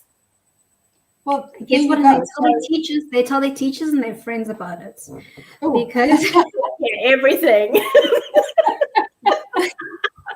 No, and I think this highlights the authenticity side of it, what I'm comfortable with, what Judy is, what Karen is. And I think that's important, to always stick to your guns and choose something that is authentically you, and you need to get across the message in the right way. Like Judy, you've got alcoholism that runs in your family, and that is why you are so careful about the way that you portray it. And myself as well, being an alcoholic and an addict, and also having plenty of alcoholics in my family. And I'm very clear with the brands. PR contacted me and they're like, can we send you some whiskey? I'm like, hell yes. But it's for my husband. It's for my husband, and my husband's actually not even that much of a drinker, but he loves the high-end whiskey. So yes, that fits our family, and I'm not going to put the whiskey up there and say it's for me or imply that I drank it. I'm very clear about that. So I think that's really cool. And then I just wanted to hit another competition. And this is kind of something we started touching on in the beginning. I'm getting more comfortable now with sharing my screen and figuring this all out. We did this competition. We gave away one of these courses last week as well. And the course is Ditch the Mom Guilt. And it's Cheryl Swartz. She's actually the owner of Busy Kids. And she says it's time to ditch the guilt and discover your potential as a woman and a mom. You can live the joy of motherhood without the guilt. Designed by a mom for moms. Your kids deserve the best version of you. It's time for change. So, I'm just trying to get my next competition lined up. Okay, so Judy, we started talking about mom guilt at the beginning of this video. Yes. And it kind of touches on where I am at the moment of like, I'm so exhausted, I'm so tired, nothing's working. And my plan was to have a really productive, busy week without my kids. I was going to hit those blog posts. I was going to get onto Instagram. I was going to be like all over the place. And I was all over my ice cream in bed, watching Netflix. And my brain and my body was just saying, hell no, we're just going to take some time out. And it's quite amazing that I've been on quite a journey the last couple of years. And I've been focusing very much on self-care, listening to my body, and not feeling bad when I decide to take a bit of time out. So instead of pushing myself this week, I said to myself, it's fine. Eat the ice cream, watch the Netflix, relax. And I think mom guilt is something I often post about it on my page. Do you have mom guilt? Where is your mom guilt from? What's happening for you? Tell us in the comments and you could win the course. Oh, Judy, she's on the phone. Karen, have you got any thoughts on mom guilt? Sorry, guys, I've got to let another courier in. Okay, go through it. I've got all the thoughts of mom guilt. I think it's something that I'm dealing with now and dealing with it in various different stages. So I used to work full-time in PR. It got a bit hectic. My mother passed away during the time, and my daughter has a few learning difficulties that need to be addressed. And so I stopped working. So I went from the point, so first of all, leaving my daughter with someone. So we got a nanny for her at that stage. And when I went back to work, and I had all the guilt of leaving her with someone, I'm abandoning her.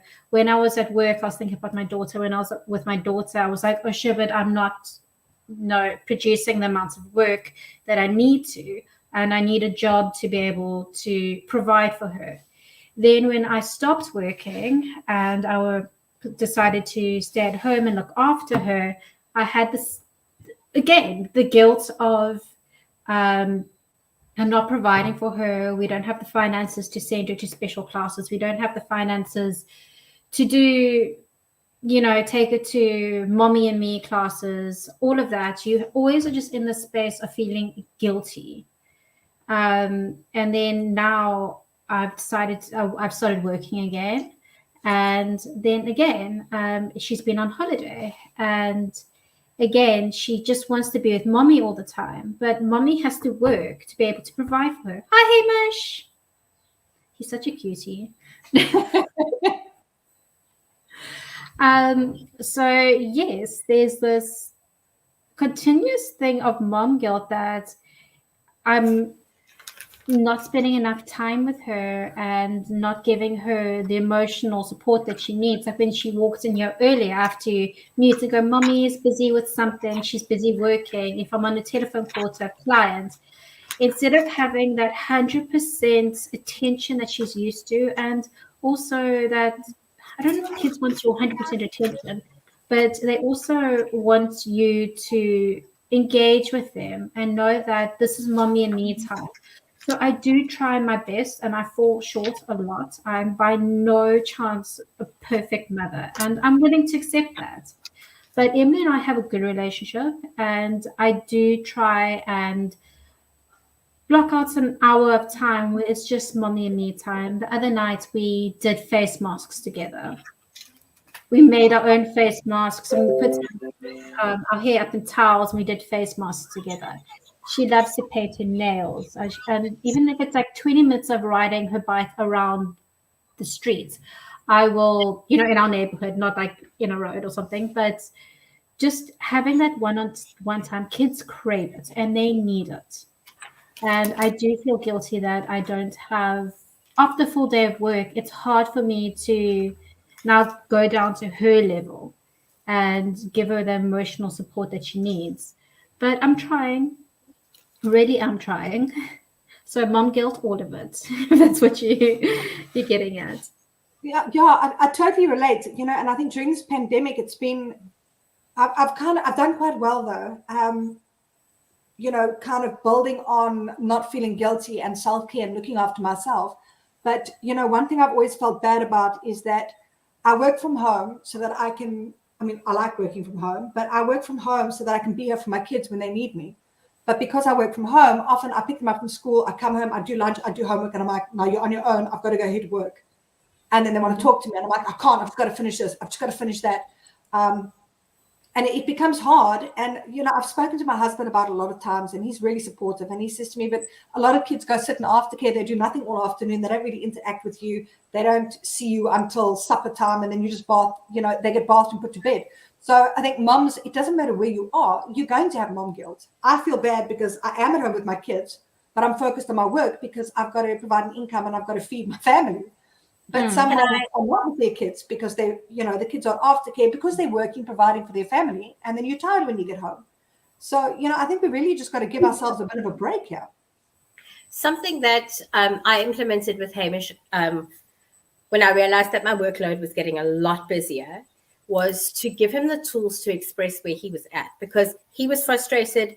I was frustrated. It just was not going anywhere. The day went bad because then I would shout, and all of a sudden I would just become this mom guilt because I'd shouted at my child and I'm supposed to be this nice person staying at home playing with him. And it wasn't working. And so we've now taught him to keep himself a little bit occupied like now. So he's in his room and he's busy playing and whatever. But during the weekends and the week and whatever, I can often get very consumed, especially if I'm writing. And I will lose myself because I'm in my own little world. And he can come to me and he can go, Mom, I need attention. And those are literally the words he uses. He goes, Mom, I need attention. And that is my cue to then stop what I'm doing, if I can, stop what I'm doing and give him that attention that he needs. And often that attention is us figuratively sitting on the floor playing. Sometimes I can't give him that attention. Like that deadline is now, or that kitchen needs to be clean. Nobody else is cleaning it. You people still need to eat. And in that case, I'll engage him in what I'm doing. And then as I'm speaking to her, Mommy promises once I'm done this, we can go to that. So often he'll want to help, which doesn't really help, but yeah, he'll want to help. And then we do whatever it is. And then we go on to, and I don't break that promise. It's important because if I break that promise, I feel like I've literally just lost it completely. The last 2 days, I felt really bad. I literally was in bed and gave my child his screen as often as he needed it because I needed to sleep. And I was feeling really, really bad. And the mom guilt that you speak about, it doesn't go away. I spend a good 4 hours playing quality time with Hamish every day regardless. I still suffer from mom guilt. Yeah, I think it's about giving yourself a break. And, Judy, I think what's important here as well is that I don't have a huge amount of time. You've got one small one at home. The rest are teenagers and adults, so they don't want to be with you probably anyway. No, they're just out the door. But I've got the 2 kids, and I don't have a lot of time because I'm home alone most of the time with them. My husband works long hours. And what I do is I try and make sure that the time that I do spend with them is quality time. So I'm on my phone, I'm on my laptop most of the day working. But when I spend time with my kids, I put my phone over there and I focus on my kids. So it might only be 20 minutes, but it is very focused 20 minutes. And then I've got special times of the day that I don't miss.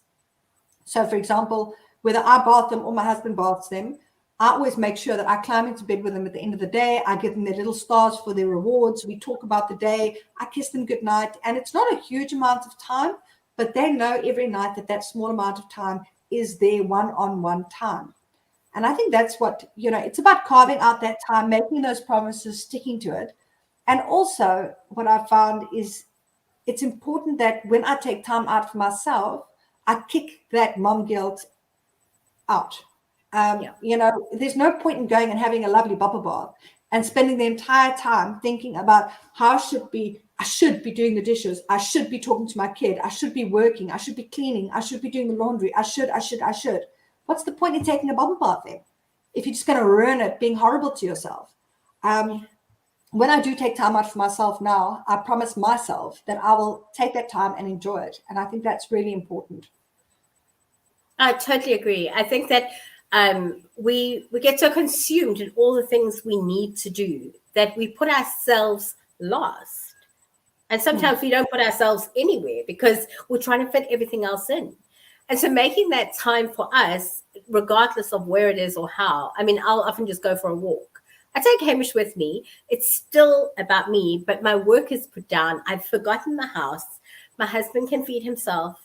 And the older kids come and go. But, we're good. This is not my problem right now. I'm on my way to do something. 100%. And we're going to check out a couple of comments now. We've got Iman. She feels guilty spending so much time at work. And when she gets home, she's tired and hardly has time to interact. And weekends, she wants to relax, but she needs to make him a priority. There was a really good video I did with Shelley Tonkin-Smith, the Pay for Mompreneur podcast. And she's got some really cool advice. And I really liked what she said in that video. I can't remember all of the points, but that's something really cool that you could have a look at. And I think it's important to say to yourself that, yes, you are spending so much time at work, but why? You're spending all that time at work so you can provide for your child. And you do need to take time out on the weekends. And I find when I do carve out that bit of time for myself and I fill my own cup, I'm a better mom for it. So rather spend a bit of time giving yourself a bit of a break and then give your child some good attention, and you'll be a better mom in that time. I was given some I was taught something the other day. I was at a talk and I actually can't remember the lady's name. So I will go back and find her name and let you know. And she's also a working mother. She owns 3 or 4 different companies, and she may have taken this from somebody else who said it. So don't quote me that this person is the original person who said it. But she said, we asked her, so are you a mother of 3 children? And how are you? She's also got like 3 companies that she runs. How do you do it all? And she said she learned a long time ago that we all talk about juggling balls, and we're all juggling balls. And there are certain balls that are made out of rubber and they were bounced. So it's okay if you drop that one this time. But some of those balls are made out of glass. And if you drop that glass ball, it's shattered forever. So if you've promised your child that you are going to come and watch them play tennis because they made the tennis team, or if you've promised them that you're going to come and watch them in the school play because they got the lead in it, and you promised them that you're going to be there, don't break that promise, because once you've done that, you've shattered them. Again, with your job, there are certain balls that you can drop, but you cannot miss a specific meeting. So it's okay if your son is playing D team tennis and it's the 7th match for the year, and just tell him, honey, I can't make it. And I think as moms, we overbook ourselves. And that's why we're juggling all these balls, because we say yes, yes, yes, yes, yes. And I think if you are able to say no to 1 or 2 things, you'll be able to keep those glass balls up for longer. I also think we have certain expectations of ourselves. I mean, like, I know what I expect to get through in a particular day. And realistically, I went away for 2 days, and it took 4 people in my house to do half of that because I had prepped the other half of it. Just saying. So I think we have these unrealistic expectations for ourselves sometimes, and we want to do it all. I love that. And I love the analogy of the balls, Karen. It reminds me of something my mom told me ages ago. I phoned her once and I'm like, I'm so overwhelmed. I can't cope. I can't do everything. Something's going to crash. And she said, yes, you're going to drop some balls. So look at all the balls you're trying to hold in the air, pick a couple and drop those rather than try to keep them all in the air. And something's going to fall and chances are it'll be something important. So that's very much what you said, Karen, of, you need to make sure that that you don't drop an important glass ball that crashes. So if you've got too much on, look at what's on, chuck a whole stack of stuff away that's not important, the least important things, and hold on to what's important. Yes, like example for me, we were supposed to do eats for a school function. And you know what? I forgot. And you know what? All the other moms, they did homemade food. And I said, sorry, actually, you know what? You're going to get a Woolies platter, or I'm going to go get some stuff from Pick and Pay, because you don't have to be a Stepford mom. You don't have to be this perfect person. Just choose the things in your life where you want to excel at and choose that. And you don't have to feel guilty that you want a career. And that's another thing that I've found really going back to mom guilt is I feel guilty that I want to have a career. And it's not about money. It's more about self-fulfillment. And I love my daughter, but I also love working. And I love the interaction and I love using my brain and I love being creative. And that's why I do the blogging on the side, because that feels the creative side. And then I've got my normal day job, which fills that business side and that meeting people side that I need and I love and I crave, because we're multifaceted people. Doesn't take away from the fact that I love my daughter and I want to spend time with her.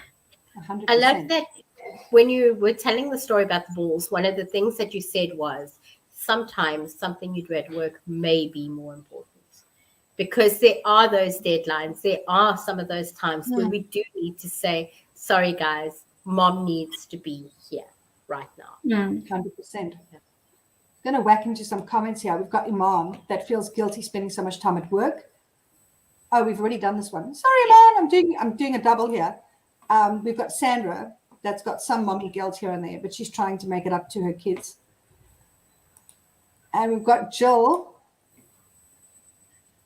She slacked on her workouts. And yeah, Jill, you're being very hard on yourself here. She's not putting in that extra effort for herself at all. She slacked on her workouts. She was an exercise junkie and she's completely stopped, and definitely see what it has done to herself. And I know that I have to start again, and I'm the only one standing in my way of doing it. So it's all on me. I take so much of myself that I actually make myself believe at times that I don't have time for this and that. Yeah, your comment is like, you are really, really being hard on yourself. And I think one of the things that's been very useful for me, and it comes down to my mom again being very wise after bringing up 3 children. She said to me, if you don't fill your own cup, who's going to do it for you? So if you don't put yourself first, how are you going to have the energy and the oomph to look after yourself and your family? Because I always usually think, I've got to look after my child. I've got to feed my child. I've got to entertain my child. I've got to do this for my child. I've got to be there for my child and put my child first in everything. But if I do that, I deplete myself. And then I'm not able to put my child first. And I think that's a really important thing that my mom has taught me, that I need to put myself first. And in that way, I put my family first because I can look after them. So it's totally fine to say, I need a break. I need to just back off a bit here and give myself a bit of time.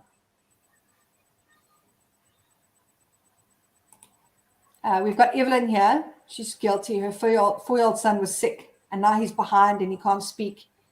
And every time she looks at him, she feels like she's done something wrong. And she can't look for it. Have you, sorry, Evelyn, I did read that. Have you been to a pediatrician or had them looked at? Because it honestly sounds like there might be there's a developmental delay there. It might be from him being sick that has affected his development. They say he's not speaking and he's still in diapers. If you haven't seen a professional, I think you really do need to go see someone. It could be a spectrum, because Judy, you can also talk about this. My daughter's on the spectrum, and I think two of your sons are, and it manifests in different ways, and we call it a spectrum, autism spectrum, because you can have completely fully functioning people with Asperger's who can go to normal schools, and then you've got other people who are completely non-verbal. And the best thing you can do is see someone who can give you, first of all, a diagnosis changes everything, because now you know what is wrong with your child, and they can give you support or let you know where you can find support. Because having a child with developmental needs or who's just different anyway is a huge strain on the family, on you emotionally, on those around you, because it affects how people interact with your family, and it affects the siblings very badly as well. So and I get it as a parent with a child who has developmental delays. My daughter was born deaf, and we only figured it out when she was 3 years old. I mean, I have huge guilt around that. How, as a mother, can I not figure out that there was something wrong with my child? She's got friends her own age. So she's a clever cookie. She learned to read lips. So she faked it to all of us. It was only at school when her teacher picked it up that this child was not on the same level as everyone else. Yeah, that's great advice. And I think I also had a discussion with Anastasia from Sincerely Yours Annie on the different levels of special needs and how it affects, the one child with special needs and how it affects the other child. So it's fantastic advice. We've got Bongeka going back to work after maternity leave. I mean, that's an absolute biggie. I mean, I didn't technically have maternity leave or go back to work as such, because I work from home and I didn't really stop working. But when I sent my kids to creche for the first time, it comes with a lot of guilt and fear and concern.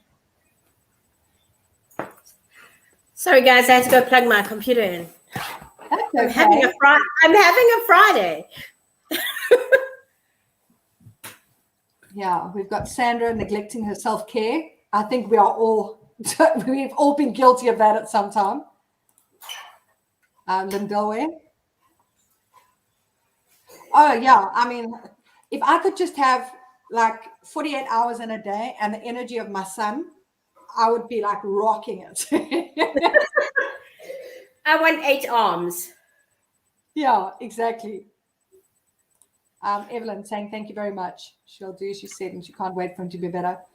Yeah, I think, we can all just do the best that we can, and that's going to be good enough. I read the book by, now my brain's going to go kill me again. Who's that woman? Oh,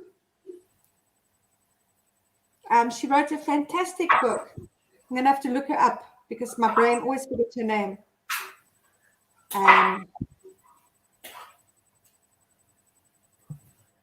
I can't find my book now, my book thing. Who's that chick? Christina Kuzmic. She wrote a book and it was fantastic.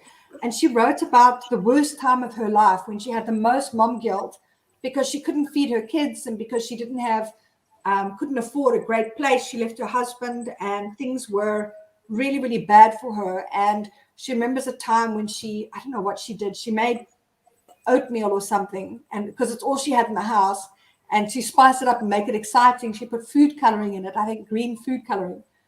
And she remembers this as being, the worst time of her mom career and looking after her kids. But her children, after she spoke to them later, I think, as older kids, they raved about this amazing time they had where they all camped out in the same bed and they ate the magical green pudding. And I think the most important thing is just to be there with your kids and to spend a bit of time with them and not worry so much about it. Oh, we've got Iman not being a very patient person, and it causes anxiety and guilt. I mean, I've had some blow-ups and I've had some upset moments with my kids. Patience is not my strong point all the time. And I think this is something we need to kind of forgive ourselves for. Yeah, I'm not a patient teenage mom at all. I have a very low tolerance for teenagers. So my poor adult children, as they went through their teen years, but I love them. I just didn't like them very much. And honestly, my best friend and I, our children are now almost 30, and we'll often chat and we're like, well, my child hates me for this and my child hates me for that, and it's okay. I did the best I knew how to do at the time, and I persevered and I got through with the knowledge I had. And I think that's important to know, that as moms, we do the best we can with what we've got and how we know. And when we learn better, so we do better. Perfect. I totally agree with you on that one. So we've got Melanie here. Remember that your body represents that precious baby you brought into this world. So try to learn and love it. And on that note, I'm going to Iman Abzal. You are going to get the Ditch the Mom Guilt course by Cheryl. And Melanie, I'm going to use this to just kick it into our next giveaway. Says, oh, thank you. I needed that. Yeah, I could see it. I could see it in the comments that you needed that. So about loving your mum bud, I'm going to share my screen again. I'm getting more used to this. I think I'm rocking it. Happy event. I love happy event. If you want to win a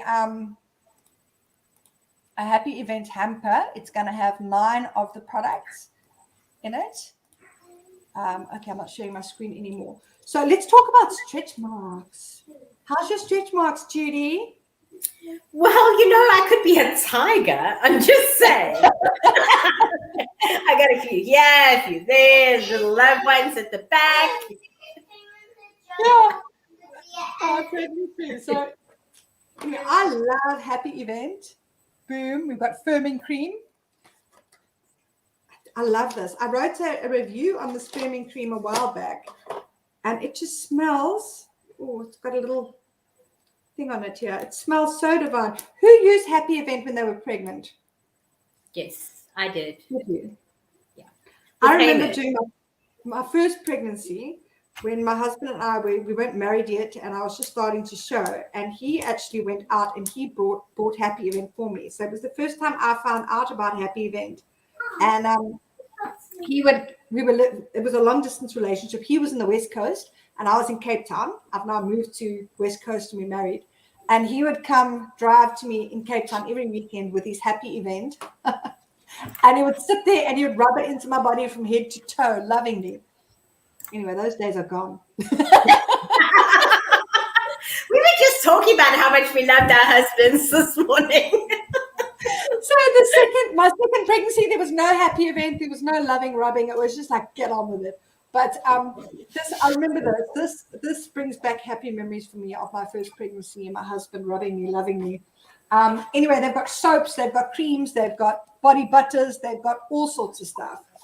Such a lovely range. It really is. I remember using it with Hamish, but I've had 7 children. I've got a lot of stretch marks. And I remember using it thinking, I don't know why I'm using it. I've already got all these stretch marks. But there was something so relaxing and calming about using that. It was almost became a ritual, if you rub my tummy now. Yeah, well, I use happy event again now. And I love it. I think it makes a huge difference. And I love the smell. I love the way it makes me feel. So, and yeah, my kids are 9 and 7, but I've still got stretch marks and I still use it on my stretch marks. What does the firming lotion do? The firming lotion now, I haven't written my review in a long time. Oh, it's got pink pepper slim, centrala extract, cola plus, natural ingredients which aim in firming the skin and improving elasticity. Olive oil, shea butter, sodium, higher, blah, blah, blah. Don't know how to pronounce that. Sorry about that. Ingredients. Friday. To ensure that the skin is moisturized and soft. And I can't open this now. I must force this open. Maybe I must chew on it. Maybe I should hide myself. It's not very becoming. Yeah. Oh, this has got such an excellent smell. It is so divine. There's actually a review of the firming cream on my website. So I'll go and I'll pop a link for you guys there. Yeah, Karen, you used Happy Event as well? I did. I used Happy Events and one or two other brands. I was very lucky that during my pregnancy I didn't get too many stretch marks. I think I was very lucky. I've actually been blessed with good skin. I'm lucky in that way. Okay, I put on, during my first pregnancy, I put on 40 kilos. So I went from about 60 to over 100. And I did that very, very quickly, eating a lot of little nibbles and stuff. So I had quite a lot of stretch marks, and I used Happy Event. And after birth, it took me about a year to lose all that weight, and the stretch marks weren't too bad. My second pregnancy, I put on 14 kilos, 1-4. I felt like a Victoria's Secret model compared to my first one. And I lost all of that weight within 3 weeks because he was like a serious breastfeeding baby. But then I quit smoking when my daughter was 3, and that's when the serious trouble started. I put on weight, and I've still got that weight. So now I've got more stretch marks now, I think, than from my pregnancy. But it's I was one of those crazy ladies that actually lost weight during my pregnancy. I weighed less actually when I at 9 months pregnant than when I felt pregnant. I was incredibly sick with morning sickness. So I hardly ate. I was on meal supplements, all of that. I had all of the fun side effects of pregnancy other than gaining weight. I actually was the thinnest I'd ever been after breastfeeding for about 4 months of my daughter. Everybody was like, my sister even phoned to find out if I was sick or what was going on because I'd lost so much weight in such a short period of time. It was after my daughter stopped breastfeeding that I gained so much weight. Even last year, my husband was like, Karen, no, you need to start exercising now, doing something with it. So I'm actually started exercising. I've got a personal trainer, but she does it to my phone. So we've downloaded exercises, and she monitors my food and all of that. So she is helping me with that. But I was the lady that lost weight during her pregnancy. So, so I have more stretch marks now from eating too much, not exercising, than being pregnant. Okay, so Happy Events, it's not just for pregnancy, it's for munching and COVID tummies. And for COVID tummies. Lockdown munching. 100%. Yeah. Iman says, his son says you have lines, Mom. They are tiger stripes. Exactly. I'm wearing mine proudly. Yeah. So Emma heard about it late, and she had stretch marks by then, but it's made them lighter. I love it. I think it's about the stretch marks, but for me, I just love the product, and it's about self-care, and it's about loving myself and rubbing that cream into my wobbly belly. It makes me just feel better. I like the feel of it. Yeah, it's not the feel of the cream. It's not too oily, which is what I like. I don't like a very oily cream, and I find that when you put a Happy Event in it almost like absorbs in your skin. We've got Lynn Delware that says she loves it. It's been a product of choice for years. The smell is divine, and the skin absorbs it like a sponge, just like you said. Yeah, that's fantastic. We've got Alicia. Sorry for what I'm about to say, but I've got a comment on my stomach, and this person said it looks like a man's private area. Since then, I hate my body, and I know it came with my pregnancy. No swimwear for me. Oh, no. But you know what? That is absolutely... Sunlight actually helps it, honey. Alicia, I hope I'm saying your name right. Get the tummy out into the sun, because sunlight actually does help decrease the look of stretch marks. It lightens it a bit using various different products. And remember, don't hate your body. Your body grew a human being. That's absolutely amazing thing that it can do. So love it for what it can do. I mean, I hate my cellulites more than anything, and it's honestly stopped me from doing a lot of things that I want to do. Is like go swimming on the beach because I'm conscious of it. But I've recently realized I'm not going to worry about it any longer. I mean, I'd rather spend time on the beach with my daughter and her have amazing memories of having fun with mom, rather than worry about what some random person is saying. Oh, look at that lady's cellulite, or look at that she's got stretch marks. Yeah, I think it's very sad that people are going to be commenting on your body. I would just like to say to the person that left you that comment, I would just like to say, sis on you. No, because it's absolutely rotten. There's another blogger, Natasha, Fit Like Mummy, and go have a look at her Instagram profile. I absolutely love it. It inspires me to love myself. And I actually did a video with her on how to love your mom bod, because Instagram is known for all the skinniness and the highly edited photos and picture perfect It's not stuff. real. And then you go and you see Natasha, and her photos are beautiful, but it's so real. And she is a larger lady, and she is beautiful. She's absolutely divine. And what stands out for me is that you can see the way she's so comfortable with her body and her physique, and she's proud of herself, and she puts it out there. She's in that bikini, she's in that little skimpy outfit, and she looks absolutely superb. The thing about Natasha is, even though she is larger, she still exercises and lives a healthy lifestyle. It's just the way her body is, and she's wonderful. I like that she is like, this is how I look and this is who I am, and my body's not going to stop me from living a great life. Another woman, if you want a body positive people, is Mind the Curves. She's also a mom, also she's a plus size model, but also lives a healthier lifestyle. She's not there eating tubs of ice cream, but she says, this is my body.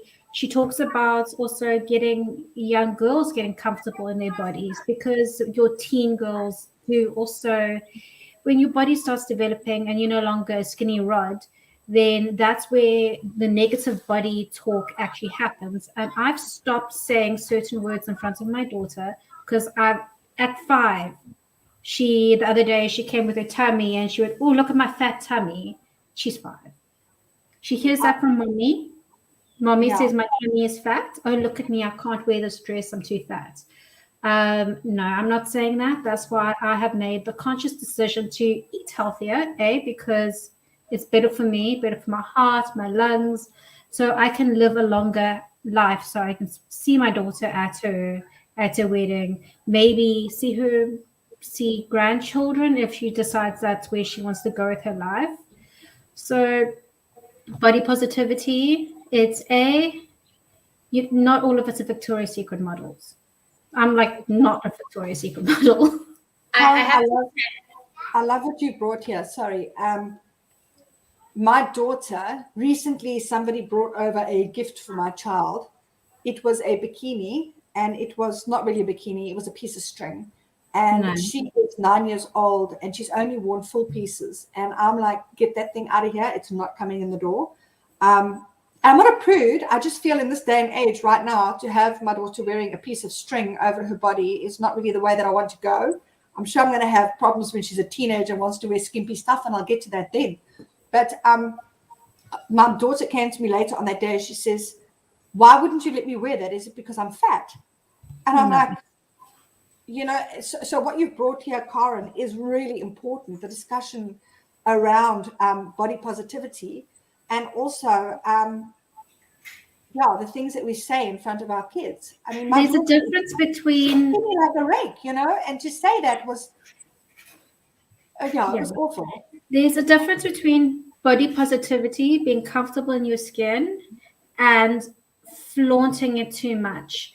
So I'm, I have a daughter, and all of us living in South Africa and in the world, we're really worried about who's looking at my daughter, who's thinking these things. And that's why I don't actually show her on social media, because I do put a lot of our lives out there, but I've made the decision to give her the option of privacy. If she ever wanted to start up an Instagram profile or social media profile or whatever they have when she's 16 and older, it'll be monitored, her usage. But we've given her the decision to decide that. My husband is uncomfortable with her being on social media, because he says he knows how other people think, and he hears how even people in his friend circle, what they say about women and about girls on the beach. And he sometimes he's taking me aside and he's like, I actually can't believe so and so said this about a young girl, or can't believe that men say these things. And I'm like, you're a man. Say no. What you're saying, what you're doing is incorrect. So going back to not, I think what your decision about telling your daughter, please don't wear that bikini, is you were looking out for her best interest. You wanting to keep her safe, because unfortunately we live in the world in which we live in. So when you are older and you're 15, 16, 17 or whatever, and you decide to wear a bikini, you're making that decision for your own body. At how old do you say your daughter is? 9. 9. She doesn't have that ability to think through the process of people are going to look at me in a certain way. Exactly. If I wear those. But it was just sad the way that she converted that in her brain to being fat. But it opened up a good conversation for us. So something I was going to share with you is before I had Hamish, I was such a nice little 32. I was so nice and thin, and I ran all over the place, and I did a lot of dancing, and I was and then I had Hamish, and I put on quite a bit of weight, and I knew I'd lose it quickly, right? Of course I would. Then I broke my leg and got sick and yak, and I know I've not lost any of it. But I remember going now, as a kid, I was always a plumper kid. Why don't you still run? Hamish, mommy's talking. I was always a plumper kid. And my dad used to compare me to my sister who was really thin, and he would go you need to lose a little bit of weight.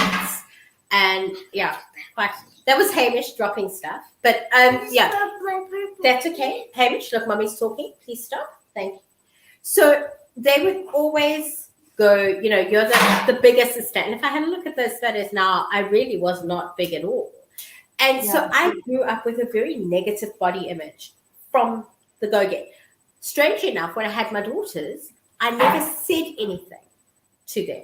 I never dieted. I never went and said I'm fat or anything. And I was always really conscious of that because of this. So I have Hamish and I'm in the shop with Brent. And ladies, we all love very fancy underwear, don't we? So I'm in True West and I'm looking at the underwear because I've got to get some, and I look at something so skimpingly pretty. It was unbelievable, and there was lace, and it would have fitted my size 32 body really, really modeled perfectly well. Would not have fitted my size, oh my gosh, you've had a baby just recently body. Okay. And my husband said to me, when you are thinner. And I remember losing my completely in the shop, thinking, excuse me, firstly, I just pushed out a baby. Secondly, who are you to tell me I should be thinner? If I get thinner, it's not for you, ever. Sorry, that's for me. I do love the man, so please, I'm not saying I don't love him. I do love him. Sometimes we need to vent about our men, and we're going to do it. I've been doing that since yesterday. But I just thought that was such a bad way for him to say, you need to lose a little weight. I knew I needed to lose a bit of weight. But having said that, those words have stayed with me subconsciously, totally. Before, and I'm only now getting comfortable in my lives with Lynn. Okay, before I did not want to go on video because, oh my gosh, the world will see I got chicken arms and I got a nice little tummy, and I will lose it when Judy, I'm ready for me. Judy, that's so true. Like you said about the lives and us being influencers and doing this kind of thing, that for a long time I never showed myself on my page because I felt insecure because there are all these perfect model looking women up there. And then the one day I posted a picture and everybody was like, oh, you're so beautiful. And I know some people post photographs of themselves because they want the fake internet likes. But for a lot of the time, I actually love seeing people, my friends, posting selfies of themselves, having a good time. I want to see those happy faces. I like it when even brands, when I'm buying stuff, that I actually like to see the person behind the brand. I like to see the person behind the blog. I like to connect that person to their story, to the product they're selling. That's why even in business, it's good to good to go and see a person. At events for a very long time, I wouldn't want to be in the photograph because I would look at the photograph or even with my friends growing up, even in matric balls and things like that, I never wanted to be in the photograph because I was just like, I'm not as pretty as them. I'm not as beautiful as them. I'm not thin as them. So you actually end up missing out on life by hating your body.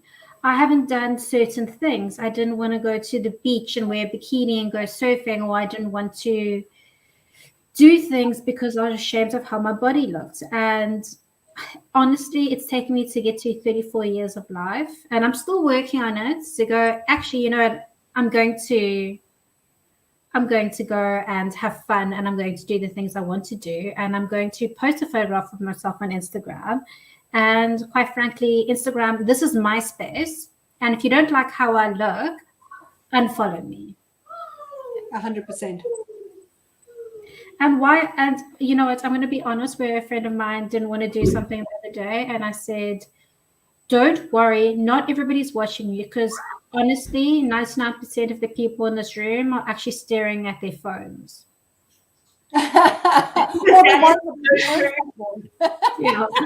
not looking at you because I'm trying to tuck this in over here. Well, you know what?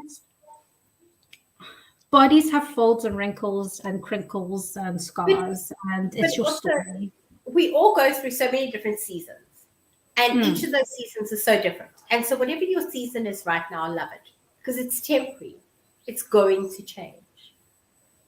I love the season of turning 40. Just wait for it, Karen. Love it.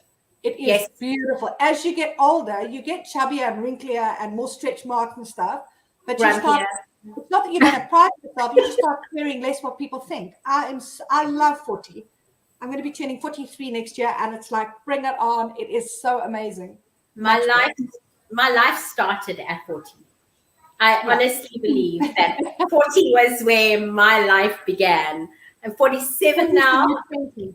No, it is. I'm 47 now, and I've been rocking these 40s for 7 years, and I love it.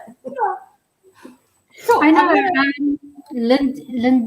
Lindelwa, she just said, if you look back at photographs in 5 to 10 years, I completely understand. I look back at photographs of myself when I was a teenager, and then I thought I was fat. And I'm like, geez, I really wish that I could have that body. like, you know, just, you know, be thinner and slimmer again. Look I'd back kill to for my that body 20s. back now. Yeah, it'd be awesome. I mean, I would love to do that, and I was scared, and I didn't want to do things. And I'm like, actually, you know, I was pretty hot. But I think this is it. Instead of us bringing women down, and this is where we false. Instead of going, oh, look at her dress. I spoke about it 2 weeks ago with those awards where everyone was online going, oh, those people, look how terrible they look what she's wearing. Why are we doing that? Was that the Met Gala? Yeah. I like literally went offline for 2 days because I could not watch people being so ugly. Like, I don't mind when they make fun of the dress. Like, you know, when they do the memes of Kim Kardashian next to her sister, and they're saying like, oh, she's the her shadow. I find those really funny. But when they start attacking the person about, oh, the dress doesn't fit her, she needs to go up a size, or look at her hair, or she didn't do her roots, and I'm like,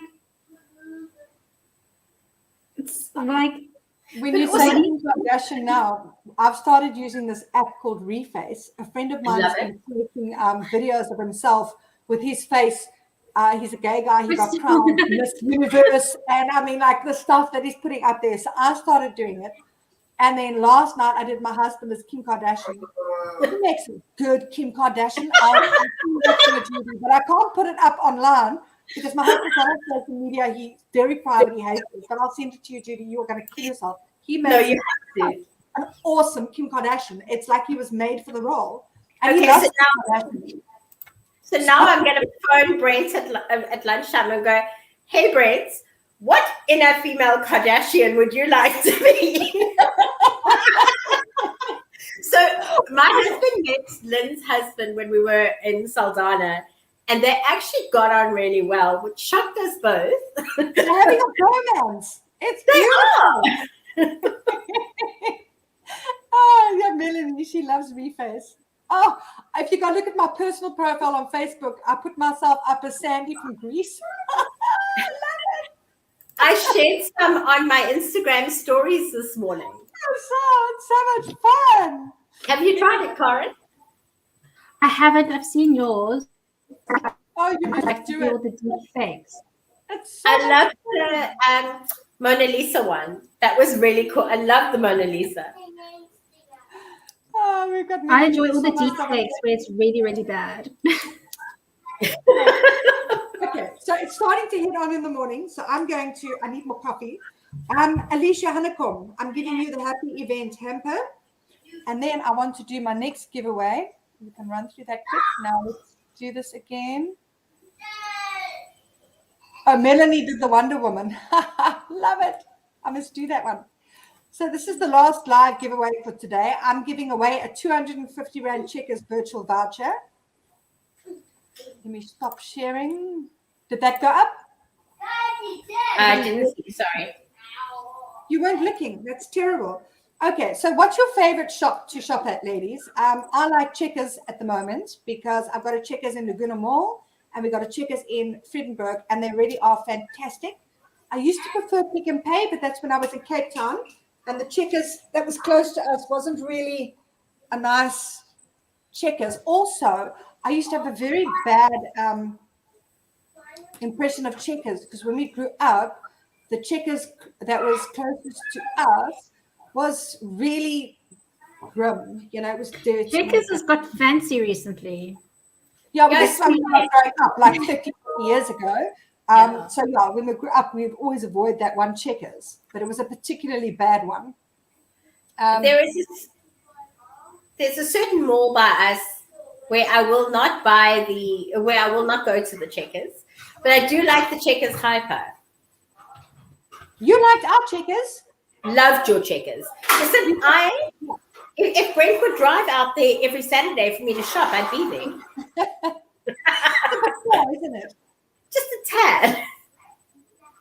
Yeah, so we've got Sandra loves Checkers Hyper, and Food Lovers. Oh, Food Lovers is quite cool. They got some amazing specials there. Melanie loves Checkers and the extra savings. I did a review on the Checkers 60 app, and I love Checkers 60. I don't know if anybody's using it at the moment, but it came to our area a couple of months back, and like especially during this pandemic, to be able to just order my groceries online has been fantastic.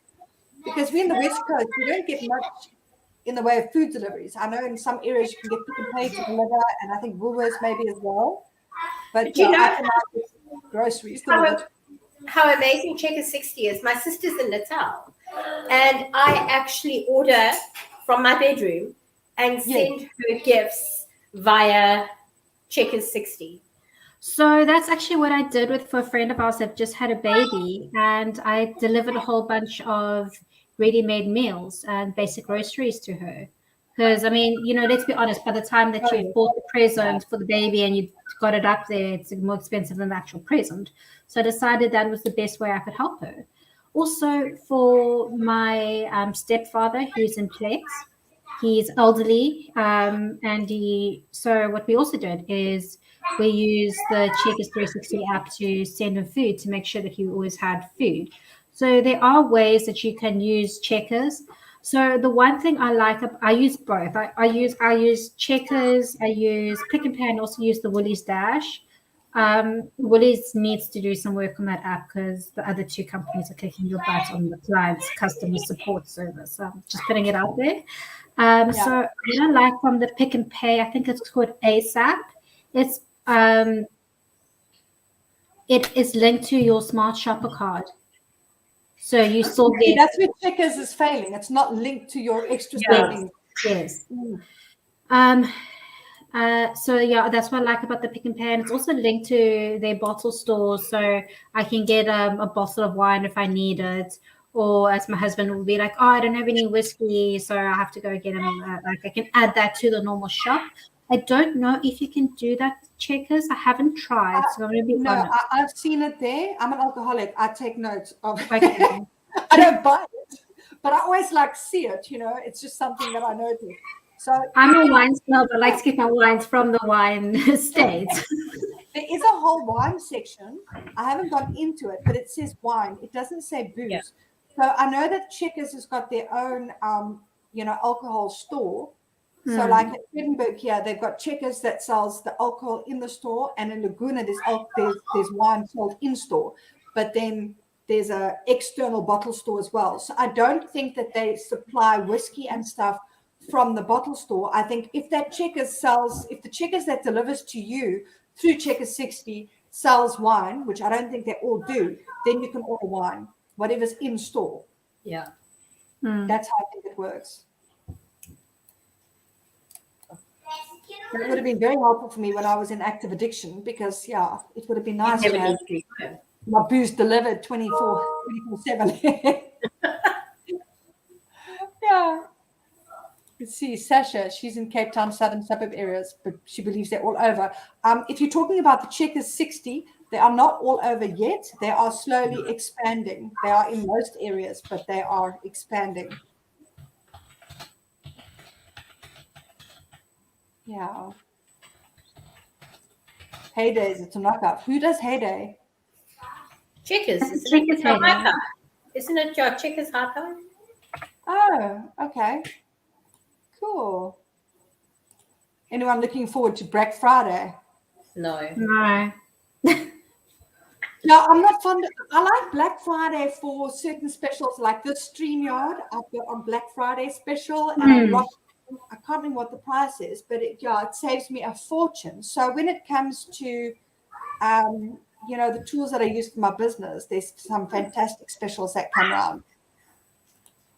Yeah, so I'm one of those people, I'm a planner, and Black Friday, I like to plan. If I'm buying something for Black Friday, I have done all of the research that I know it's good, it's in store, it's the product that I want, it's at a good price. Because please don't. Okay, so Black Friday in South Africa isn't like how it is in America, where they have crazy deals. Ladies, I've seen your well-known online stores who up their prices.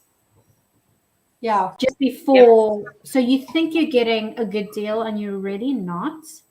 So do your research, because also part of Black Friday is people go, oh, everything's half off, and you buy everything. And then Christmas comes and New Year's Eve, all the stuff that New Year's Day, all the stuff that you bought for the holidays is now at Cash Crusaders. Because remember, just after Christmas and New Year, it's back to school. And books and school clothing is more important than fancy electronics, in my opinion.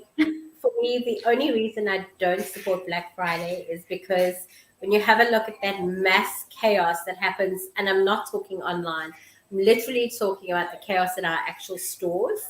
I think that it is shocking, firstly. And secondly, I can't see that the shops are actually making a profit if half of their stores are being broken down or if there's that much chaos. So I would never, for example, on like Black Friday, be in a store ever. I just don't want to be caught in that kind of mass chaos. And online, I don't, as Karen said, I don't often find that the products that I'm wanting to buy have actually been marked down that much. Cyber Monday, I find a lot of the stuff from Black Friday that they couldn't sell is then a lot cheaper. Yeah. I do. Someone said that Cyber Monday is better. I can't find that comment now. Yeah.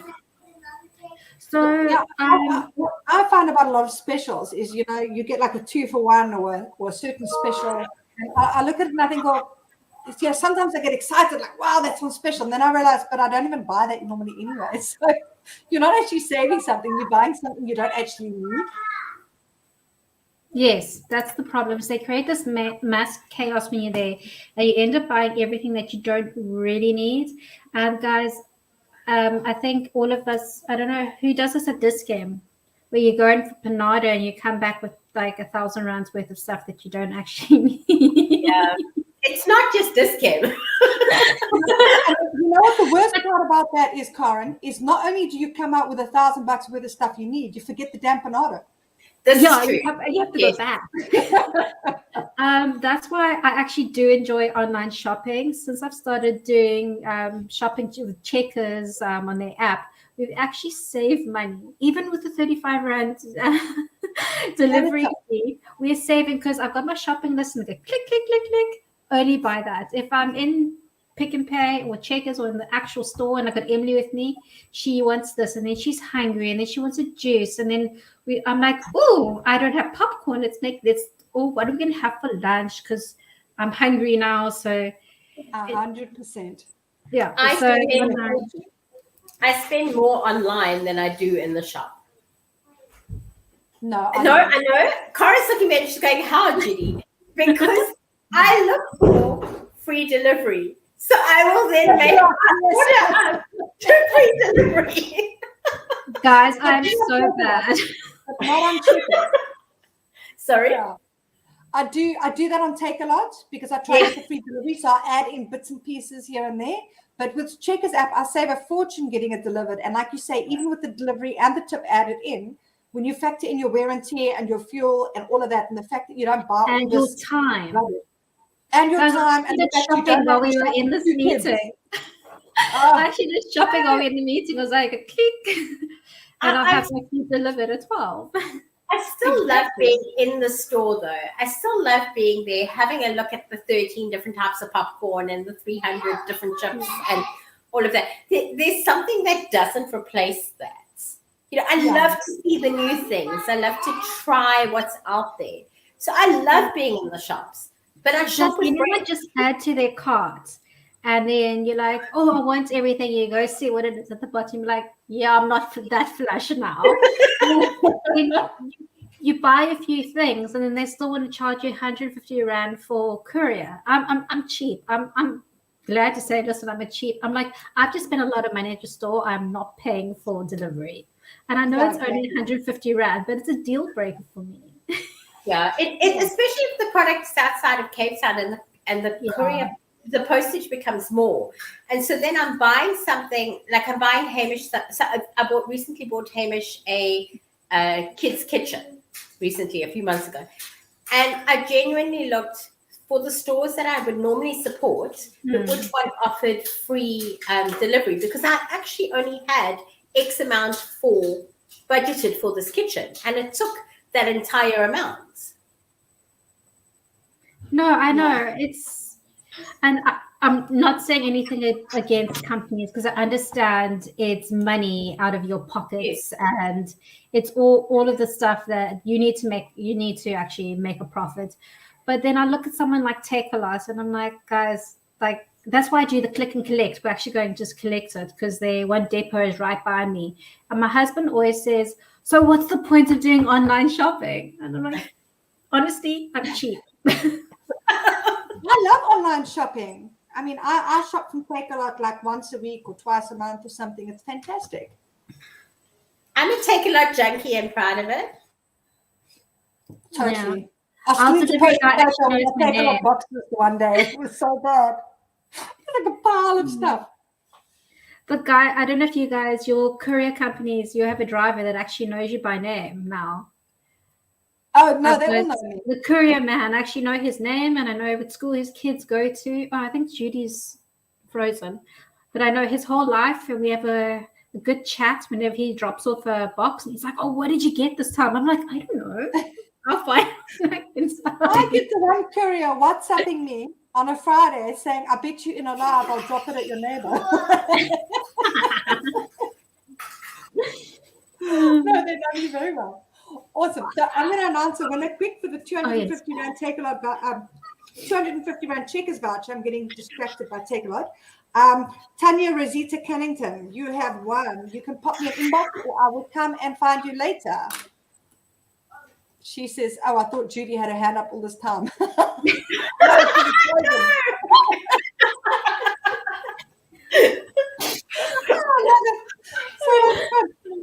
Okay, so I've mentioned everything I want to mention. Judy, you haven't mentioned Nan Kids. Yes. So Hamish was sent some Land Kids. It's a growing up drink to try.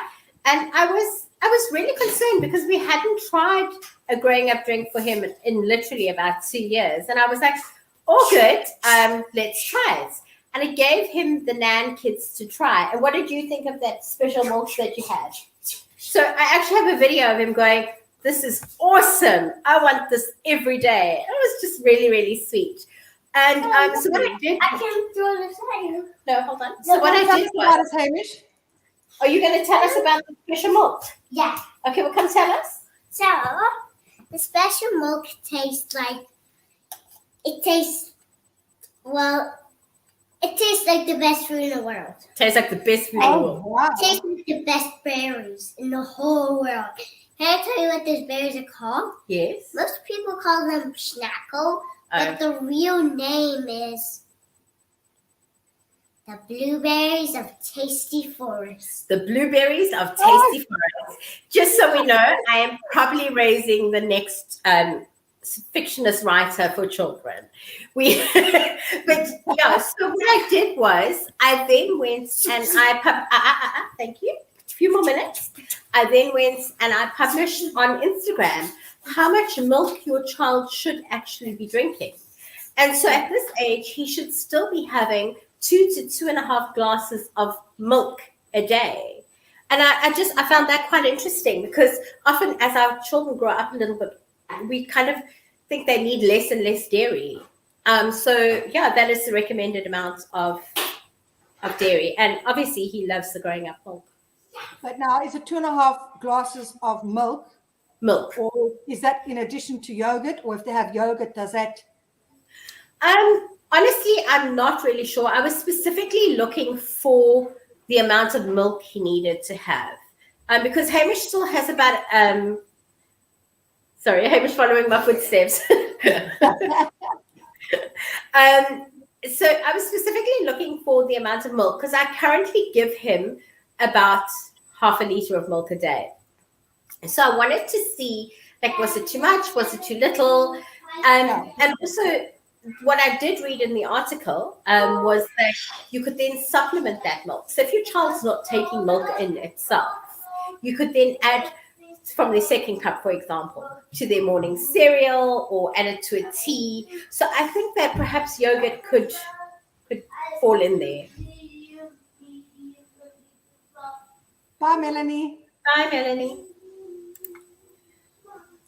Okay, yeah, perfect. Now that makes sense. My kids don't drink that much milk, but they do like hot chocolate, and I do put milk in their cereal, and they do have a lot of yogurt. So yeah, we're probably good.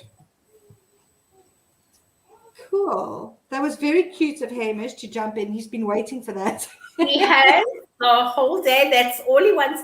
So Hamish's goal right now is he wants to be a YouTube star. And he's just shouted yes from his room. But him and I tell stories to each other. So at night, I will tell him a story or he will tell me a story. We don't always read the story. So we go to these imaginary lands and we get up to all these adventures. And I've seen such an increase in his imagination and the stories he's able to tell. So yeah, look out. Maybe we'll tape one of his stories. Oh, beautiful. Cool. Judy? Yes. No, Karen. You briefly mentioned the Raja thing. Oh, Raja. Potato salad. Yes. You didn't finish. Oh, no, it's fine. We've been talking. Okay, so ladies, if anyone's interested, tomorrow I am doing a Raja cooking demo. So Raja's asked us to take their curries and take food that has a story with you and create a recipe around it. So I'm not from a culture that has a lot of curry, built into it. So I'm not Indian. A lot of Asian countries have curries built into them. So in no way am I a spice expert or curry expert. But what my family actually really enjoys curry. I know Judy is a huge Durban curry fan. And being in South Africa, we are exposed to curries quite often. And being South African, we all love braais. And one of the best side dishes at any braai is a potato salad. My family always asks me to cook it. Well, yeah, to make it. And what I do is I actually add some mild masala to the potato salad, to the mayonnaise when I'm cooking it in, when I'm pushing it in, or yeah, you know, when you mix it in, because it adds like this really nice, interesting taste to it. Also gives it a different, it smells really, really good. So that's what I'm doing tomorrow. You can find me at Mommy in Cape Town. And if you engage with me and engage with other ladies who are doing it, you can find them at #Raja Curry Masters. There are 4 or 5 of us who are doing it. And you can win a 1,000 Rand voucher to Bax. It's a really cool cooking. It's they've got all chef supplies. Stunning. If you're looking for another awesome recipe, it's very simple. My mom always used to make it for us when we had braais, and that's curry banana curry. Yes, You slice bananas, you whack a bit of mayonnaise and milk and a little bit of curry powder in, and just stir it up, and it's so tasty. I haven't actually had that in years. I've got a lot of bananas. Maybe I should make that for lunch. My favorite. Yeah. My favorite way to eat curry is mixed with brown sugar over pineapple. Oh. Yeah. My husband would love that. Yeah, as a kid, we used to go to the Durban flea market and you used to actually buy it on a society stick. Yes. Yes. And then it's like, I've by a week. Oh, I must make it for you. You get it in Mauritius. Yes. Where it's a curried, and they spit on a stick, and I think you even might have it in the Maldives. So yes. So I don't know if Anisha's talking about the banana curry or if she's talking about the curry on the pineapple. Yeah. But yeah, awesome. Okay, so everybody, sorry, where did you say you're going live? On your page or? You will find me on my page. They can actually just follow at Mommy in Cape Town, and they will see it go up. Okay, perfect. I just want to check if there's anything else we haven't done. Oh, if anybody's looking for discount on nappies, use my Pampers Kaboki code on Takealot for 10% off Pampers Premium. That's valid until the end of this year. Ooh, nice. This bearskin, get $500 off. KABOU 500 on the bearskin website, valid till 23rd of December. And then we've got get 20% off your Miracle One purchases using my coupon Kaboki 20%, valid until the end of the month. So that's the Miracle One serum and also the energy supplements.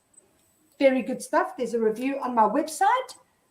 And for Judy, #Judy30 for 30% off your you cook. Yes. That's it. Yeah. Just need to mention, I have my Smoby competition on Instagram and Facebook, and it closes on the 10th, and you can win yourself a Smoby track and extra parts to put onto it. So please pop on. It is pinned to the top of my my Facebook page, and I will post the original to my my Instagram stories, so you can just click on and go and enter, because we love Smoby. Perfect. I think that's it for us for today. I think we covered everything. It was a hell of a long video. Wow. Because when we put together, we don't stop. Yeah, but it was fun. I enjoyed myself. It's like picking up my social interaction. I've been at home on my own all week without, I've just been here on my own. So this is my fun time, my social time. So thank you, everybody, for taking part. Thank you, Karen and Judy, for joining today. It was absolutely awesome.